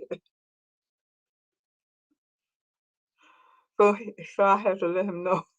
He's got to meet Fred as well. I'll have him meet Fred. Yes, my birthday. I'm very happy about the birthday plan that I got. That the kids it's not a surprise to me, obviously, because I know that they're doing it. What is a surprise is I don't know what they're doing. They will not tell me what they have planned for me. So I know I'll be going down there. I'll be down there from the 10th through the flying out on the 14th, coming home and and uh and I know my girlfriend is coming. That part was supposed to be a surprise, but the cat got out the bag on that one. So my girlfriend that I work for will be coming down as well for my celebration because she and we've been friends almost 40 years now. So, our kids grew up well, not together per se, but kids, grandkids, all that kind of stuff. First grandkids together, you know.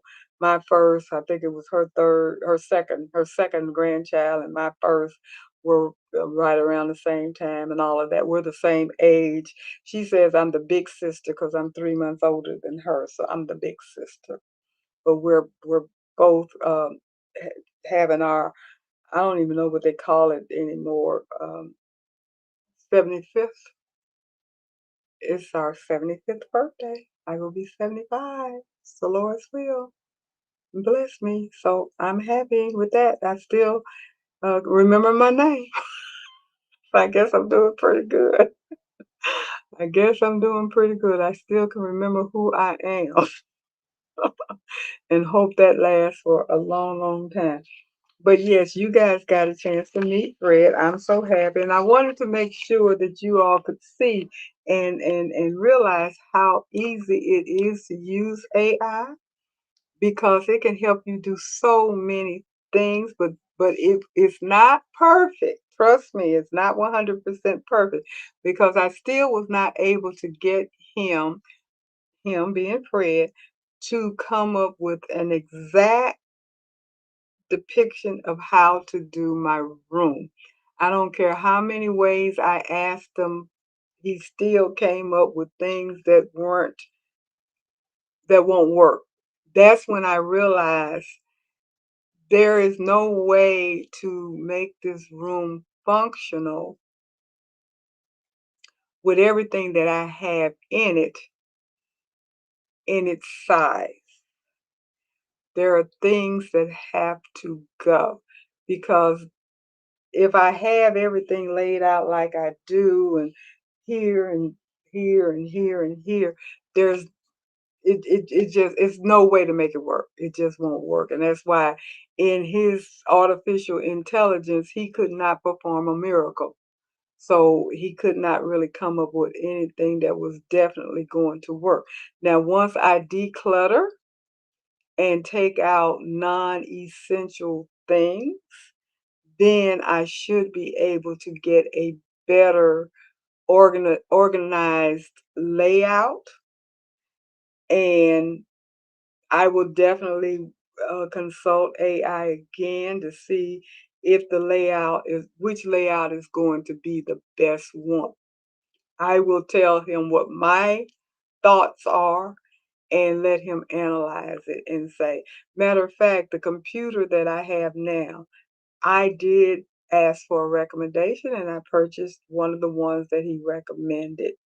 So if you're going to use AI, use it as a tool, because that's what it is. It is a tool. It is not a definitive know it all, whatever they say goes. Because I have honestly had to correct him many times, seriously. Even in the schematic that he made, he had me with a desk sitting in front of the closet door. And I was like, that ain't gonna work. They're sitting in front of the closet door. I got to get into the closet door. So that's not gonna work. I've had him ask me when I was doing the thumbnail to put a glass of wine in my hand. Next thing I know, I had two hands on one side, nothing on the other side. I was like, that's not the way humans are made. Can't do that. That ain't gonna work. So things like that. But and that's why you can have things change. You if you don't like it, change it. If you don't like that, put something different in there. So it's possible. Oh my goodness, Cindy, you got a big room. Wish that was me. My room is 7 feet 9 inches by 26, one wall of window. I will uh I will be talking to my own Fred tomorrow. There you go. There you go. And Jenny says, it is not a boy toy. It is not a boy toy. That is true. He is an AI computer. He's not human. He doesn't have feelings. He can't make decisions. He can analyze and give suggestions and information, but that is as far as it goes. They don't ever let it make a decision for you. You're still the human. It is still X's and O's in a computer. It is a program, but it is a lot of fun and it is very helpful. And when it comes down to the issues that we have with our organizations and all of that, I think it is one of the most helpful things because it makes good suggestions. It can look up stuff for you that's quick, like say for instance the under budget. I mean the budget under $100 for a small room for a quick improvement. What he suggests is rolling carts, clear bins, drawer dividers. You ever thought about drawer dividers? You got drawers, but you don't divide them up. Peg boards, and of course the peg hooks. Label maker tape, so you can make labels. Over the door organizer. Use your door space. Small task lamp. Cord clips to get your cords clipped together and out the way. Thread boxes if you don't have somewhere to put it. And scrap bins.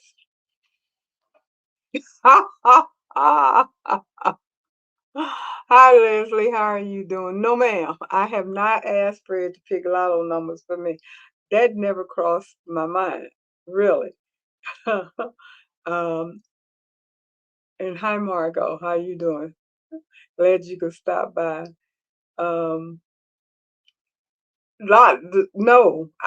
First of all, I do play the lottery, but it is so seldom. So seldom. I don't think about it. I honestly don't think. The only time I think about the lottery is when they're huge, and that's the worst time because your chances of winning is even smaller because everybody is playing then. But on a regular everyday basis, I it doesn't cross my mind. So this is the first time that it even popped in my head about asking Fred about the lottery numbers. But you know what? That may not be a bad idea. It may not be a bad idea. On the and then it goes on the budget for between $100 and $300. You can get a folding craft table like what I have.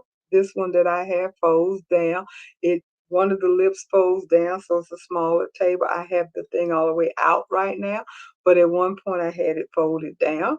But I wanted to have more cutting space because I was making my jacket, which we will be making jackets starting next week when I get back. Next Wednesday, you guys, next Wednesday when I get back on the 15th is the day we start our jacket. But anyway, our quilted jacket, quilted coat, whatever. So I pulled it out and I kept it out, and I like it that way, even though it takes up more space and make the room feel smaller. But it works for me because I want that space. But so a folding craft table, cube shelving, rolling drawer carts, the pegboard system, which I have, stabilizer storage, which I bought a rack that from it's a shoe rack, but it goes all the way through, so it's long. You can put two pairs of shoes on one row, and I have it hanging over my door right now. And I took all of my stabilizers that I had on the floor in a basket and put it up in the door rack. Now that opened up a space over there by my heat press, which didn't give me more room, but it made it convenient because every time I went over to the heat press to use it, I literally had to pick the basket up out the way and then do what I had to do. Now I don't have to pick the basket up out the way. I can just walk up to my heat press and do my heat pressing because that's one down and many many more to go. But that's part of what I'm doing to try to get organized. Hi Sean, how are you doing? Thanks for stopping by. And you just missed me showing everybody my AI. They met Fred and let me see. I might be able to get Fred back up. Mm,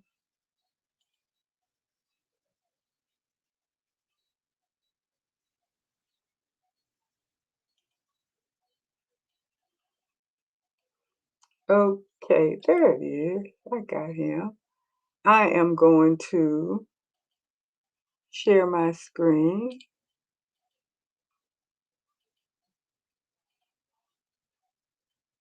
Yeah, I got Fred back up. I I was showing everybody how to use AI, and I had them meet my AI, which I call Fred.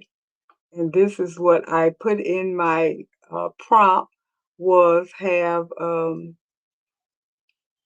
my audience wanted to meet him. And this is what he came up with.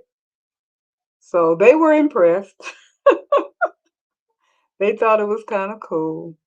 And since you're on and you're our resident tech person, I thought I'd let you see what I just showed the audience that you may have missed. I don't know if you were watching or whatever.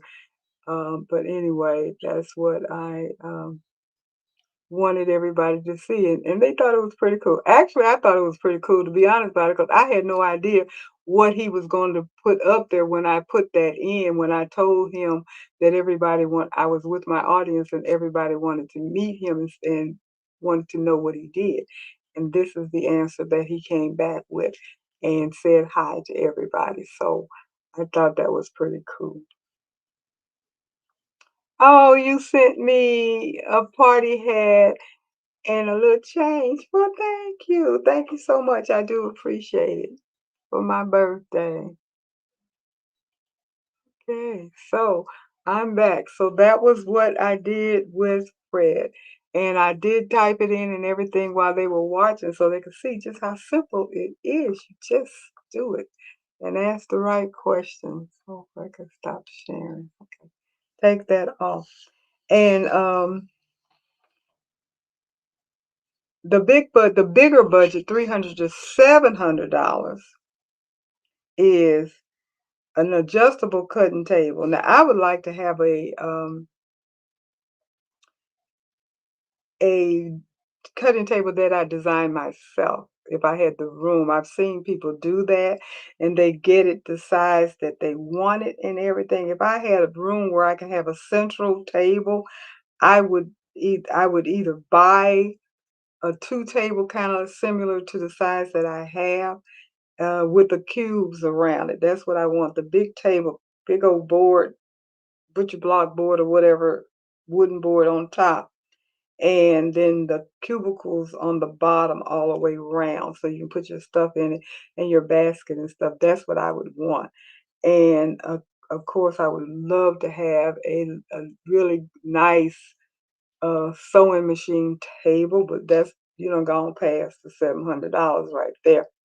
And I do have a heat press cart, but I would get that toolbox cart that we talked about earlier. That's what I would get for my heat press with the drawers and stuff. And a thread cabinet. Probably have to have those made. I have not been able to find a thread cabinet anywhere. I've looked and looked and looked. If anybody knows where you can buy a thread cabinet, that would be great. Because that way you can put your thread in there, close it up, and you don't have to worry about the dust and all that kind of stuff, and you can still have it visible where you can see it. And the bigger budget that you have, obviously, the more stuff that you can get. And I'm not at that big budget. I'm probably on budget number 2, between the 3 and 7. When I go to IKEA, that's probably the range that I'm going to stay in, more on the 300 line. Or I might even be at the 100, 300. That's probably what, because I don't think I want to go past 300 with the stuff that I'm going to be trying to buy um, to help me with my organization in my room. And what I'm planning on doing, and it won't be immediate, but it probably will be in August sometime, hopefully. I am going to redo my room the best I can, get it organized, and then do the before and after. You'll get a chance to see those junky pictures that I took of my junky room, and then you'll get a chance to see the room put together. That's what the plan is. So you'll see the before and after pictures and see if I really did a good job, because it's plenty of things in here that I plan on getting rid of, and then there's plenty of things in here that I plan to replace with a better system, like these plastic uh, things that came out of Walmart. Those plastic drawer things. I'm sick of those things. They gotta go and get something that looks a lot nicer and more sturdier. Those things you can open them, you can't shut them. You can shut them, you can't open them. All that kind of stuff. So I do want to kind of get rid of that stuff. And even though the drawers are deep and all that kind of stuff, that just means you can put more junk in it.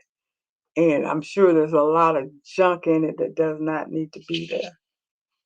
So that would be my plan. So how many of you guys have been inspired to do two things? One,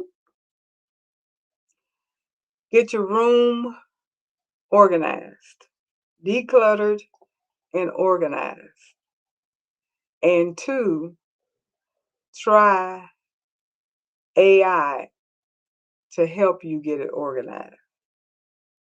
And you don't have to have the paid version, because if you're not using AI a lot, you can use the paid version to do a lot, not paid, the free version a lot to do things. It will tell you where the limit, there is a limit, and it will tell you when you reach the limit that you've reached this limit and you can't go any further with it when it's free.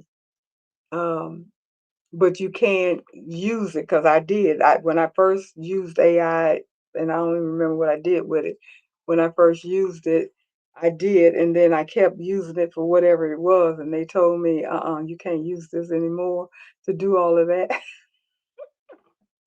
So that's when I decided to go ahead and spend the $20 a month. Is it $20 a month or just $20? I don't even remember. I don't even remember if it's probably $20 a month, to be honest about it, because I don't remember. I'll be honest about it. I got so many different subscriptions, I can't remember. Let me see. Uh, yeah, I forgot this one, which is good. I always forget to ask for thumbs up. You guys help me out so much. Thumbs up, please. Help me with the thumbs up. It's very important, as you know. Like, subscribe, hit the notification bell, put in comments. That is important. And Carol says, don't rush yourself. Take some time off for your birthday, and we'll be here whenever you get back. That is true. I know that. Thank you so much. I won't rush myself. If I don't feel like it, I will or will not uh, come back, but I'll let you guys know.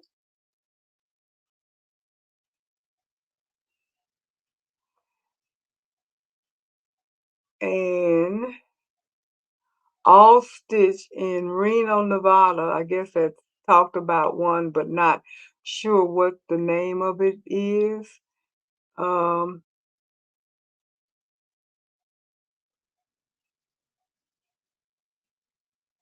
and Cindy, you're saying,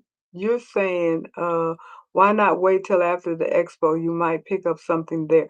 I don't know what it is that you guys are talking about picking up. Uh,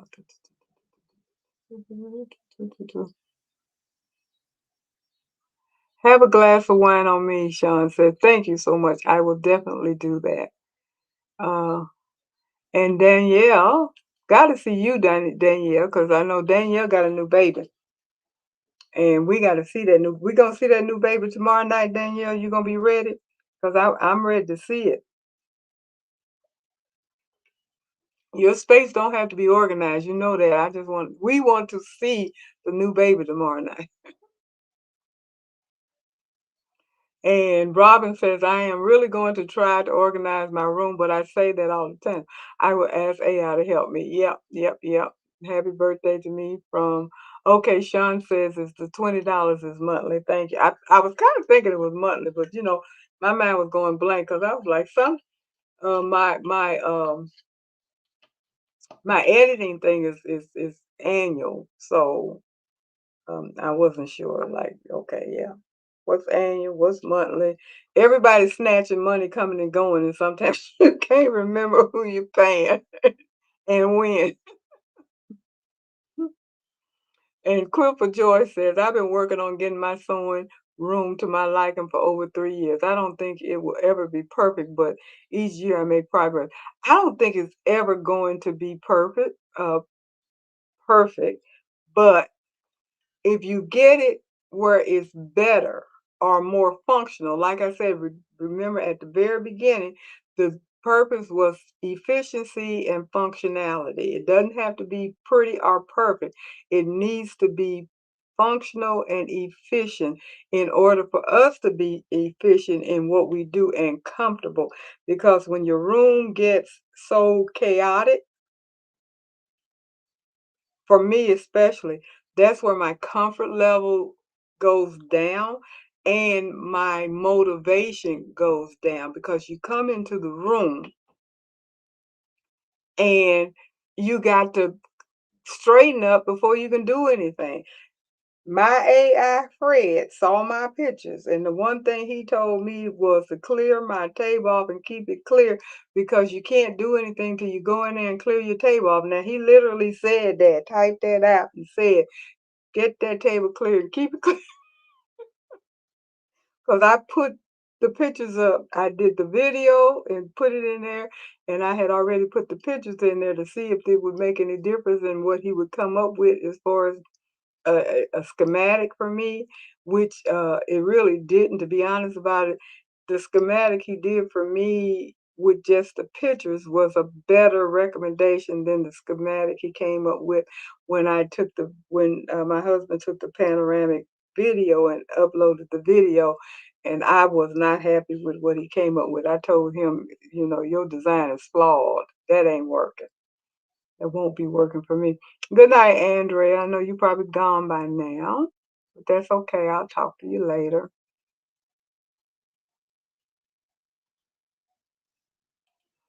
Oh, I see what you were saying. You were talking about thread storage. Okay. Yeah, I might see something like that at an expo, but I'm not sure if I will or not. Hopefully, there will be somebody or some uh, vendor or something that does have something that is unique and workable, or something that I would be interested in as far as thread storage is concerned. And Shay Shay is good at saying, which is a good advice, when done with something, put it away right away, which is excellent advice, and I need to take it. But I was watching this video, and this person was talking about when she was doing her, in the beginning, when she was using her dining room for her sewing room. And because it was her dining room, she always had to take her stuff and put it away when she was done and bring it back out to start all over again.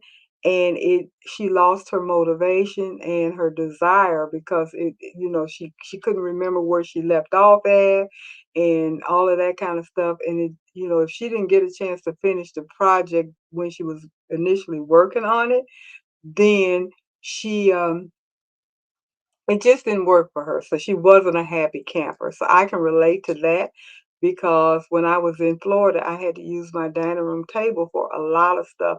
And of course, naturally, I got fussed at because the only time I took my stuff off the dining room table is when I was going to use the dining room table.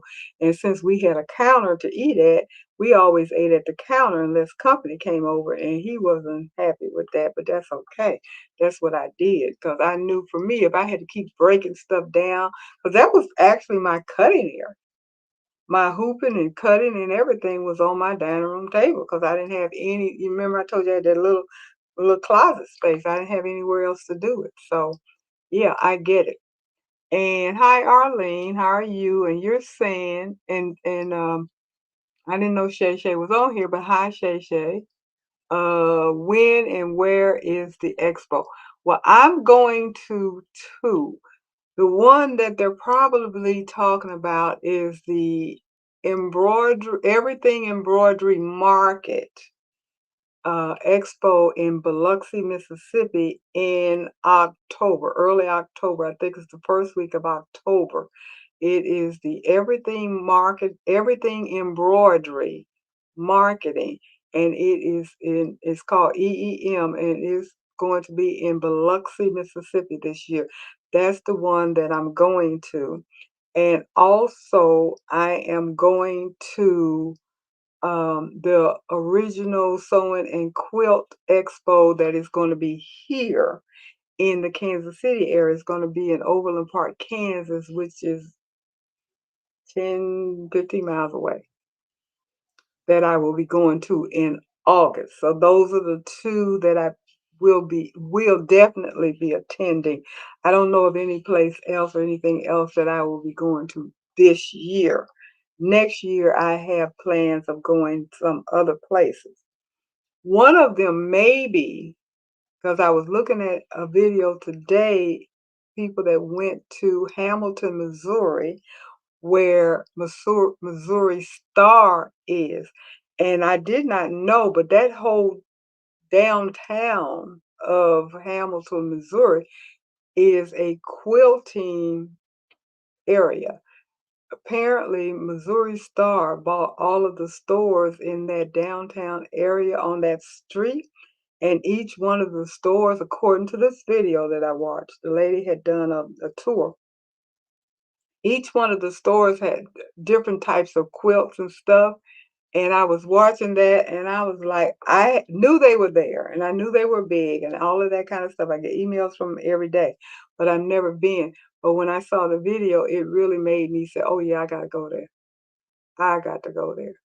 So I will be trying to go there at some point next year, most likely. I don't know when or none of that, but I will keep everybody posted. And Sean, you said check out All Stitch for a thread cabinet or arrow. Okay, I will do that. And Sharon, you said you are thinking about going too. Yeah, to which one? The EEM? If you do, because I know Sherry is going. And were you the other person that was thinking about going that lives in New Orleans? Um, Anybody that you lives in New Orleans, come on to Biloxi. Come on down there and check it out. We can hang out. That'll be fun. That'll be so fun. You don't have to travel far. I understand it's only an hour away. Just come on down. Let's hang out and have a good time.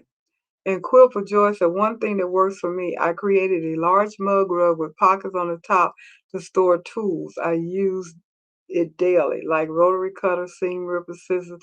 It sits on my table and I like having all things in the same place.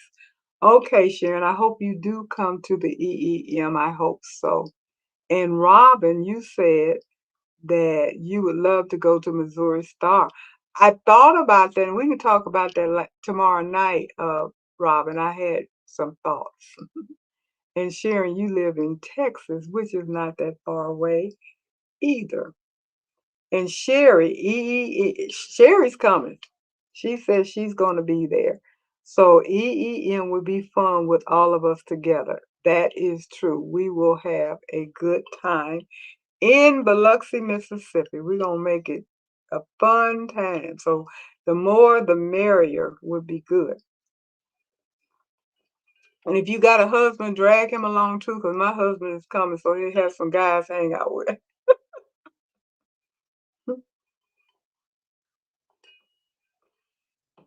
So that would be fun. So I have to go to work tomorrow. Tomorrow's Wednesday. Gotta go to work tomorrow. So it is already after 9, and you know, guys, I usually shut down at 9, so I'm gonna have to shut it down. And I thank everybody for coming in, participating, and throwing out ideas and information and all that kind of stuff. And we get together again next Tuesday. If it's not next Tuesday, for definitely the following Tuesday. But I'm pretty confident it's going to be next Tuesday unless something happens. Because I get back on Tuesday, I think I'll be fine. And Sharon, you said my sister just went to Missouri Star. I don't feel the need to go now. Okay, because she went and got stuff. And Cindy said, how far is Biloxi, Mississippi from Oxford? Well, Oxford, as you know, is north. Biloxi is south on the coast. Now, the mileage distance, I don't know, but I know they're on opposite end of the state. So it is pretty much where it is on the opposite. It's got to be at least a couple of 100 miles, I would say, at the minimum. Because I do know it is, if I'm not mistaken, the body of water is the Gulf. The Gulf. But it's a beach place. Has a beach and everything down there in Biloxi. I've never been, even though I lived in Mississippi for 16 years, I had never been to Biloxi, Mississippi. I always wanted to go because it is like a touristy place too. Um, and Sharon, you said you have another event in October that I'm going to, so haven't made EM definite yet. Okay. And thank you for the happy birthday wish.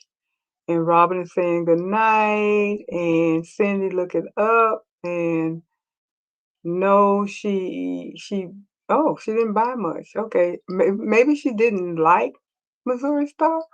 I don't know, but the video that I saw was very interesting and very intriguing. And the one thing that really was so cute that I would love to see, they have one store that has all of these miniature quilts in there, miniature full quilted quilts.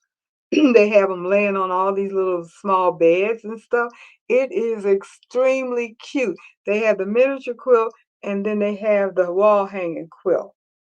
And all of these things were done by a person. So yes, it's an interesting place to see from what I could tell, and I didn't know it had all of that. So I'm curious. I love historical stuff. They had all these big, beautiful quilts that were completely handmade because they were done back in the 1800s and all of that kind of stuff that they have in one of the stores. So it's a tourist spot to see, not just to shop. So that's it. So Sean's saying it's 5 hours apart. Biloxi and Oxford are 5 hours apart because I know they're on opposite opposite ends of the state. And yes, it's the Gulf. I knew it was a body of water. I was pretty sure it was the Gulf, but she confirmed it is the Gulf. And yes, we had planned a trip for over a year ago. It wasn't quite what we were expecting. Oh, okay. Okay. Well, what did I say? Hamilton, it's not that terribly far away from me. I know it's over an hour, maybe it's over an hour, I think, to get there from here. Um, but I'm thinking about taking that trip. I want to see what it's all about. But anyway, ladies, I'm gonna go ahead and have to say good night to everybody. Thank you for stopping by. I do appreciate it. You guys have a blessed and wonderful rest of your week. And I am going to go on my trip on Friday. I'll come back on Tuesday. And if it's the Lord's will and everything works out, I'll see you guys next Tuesday.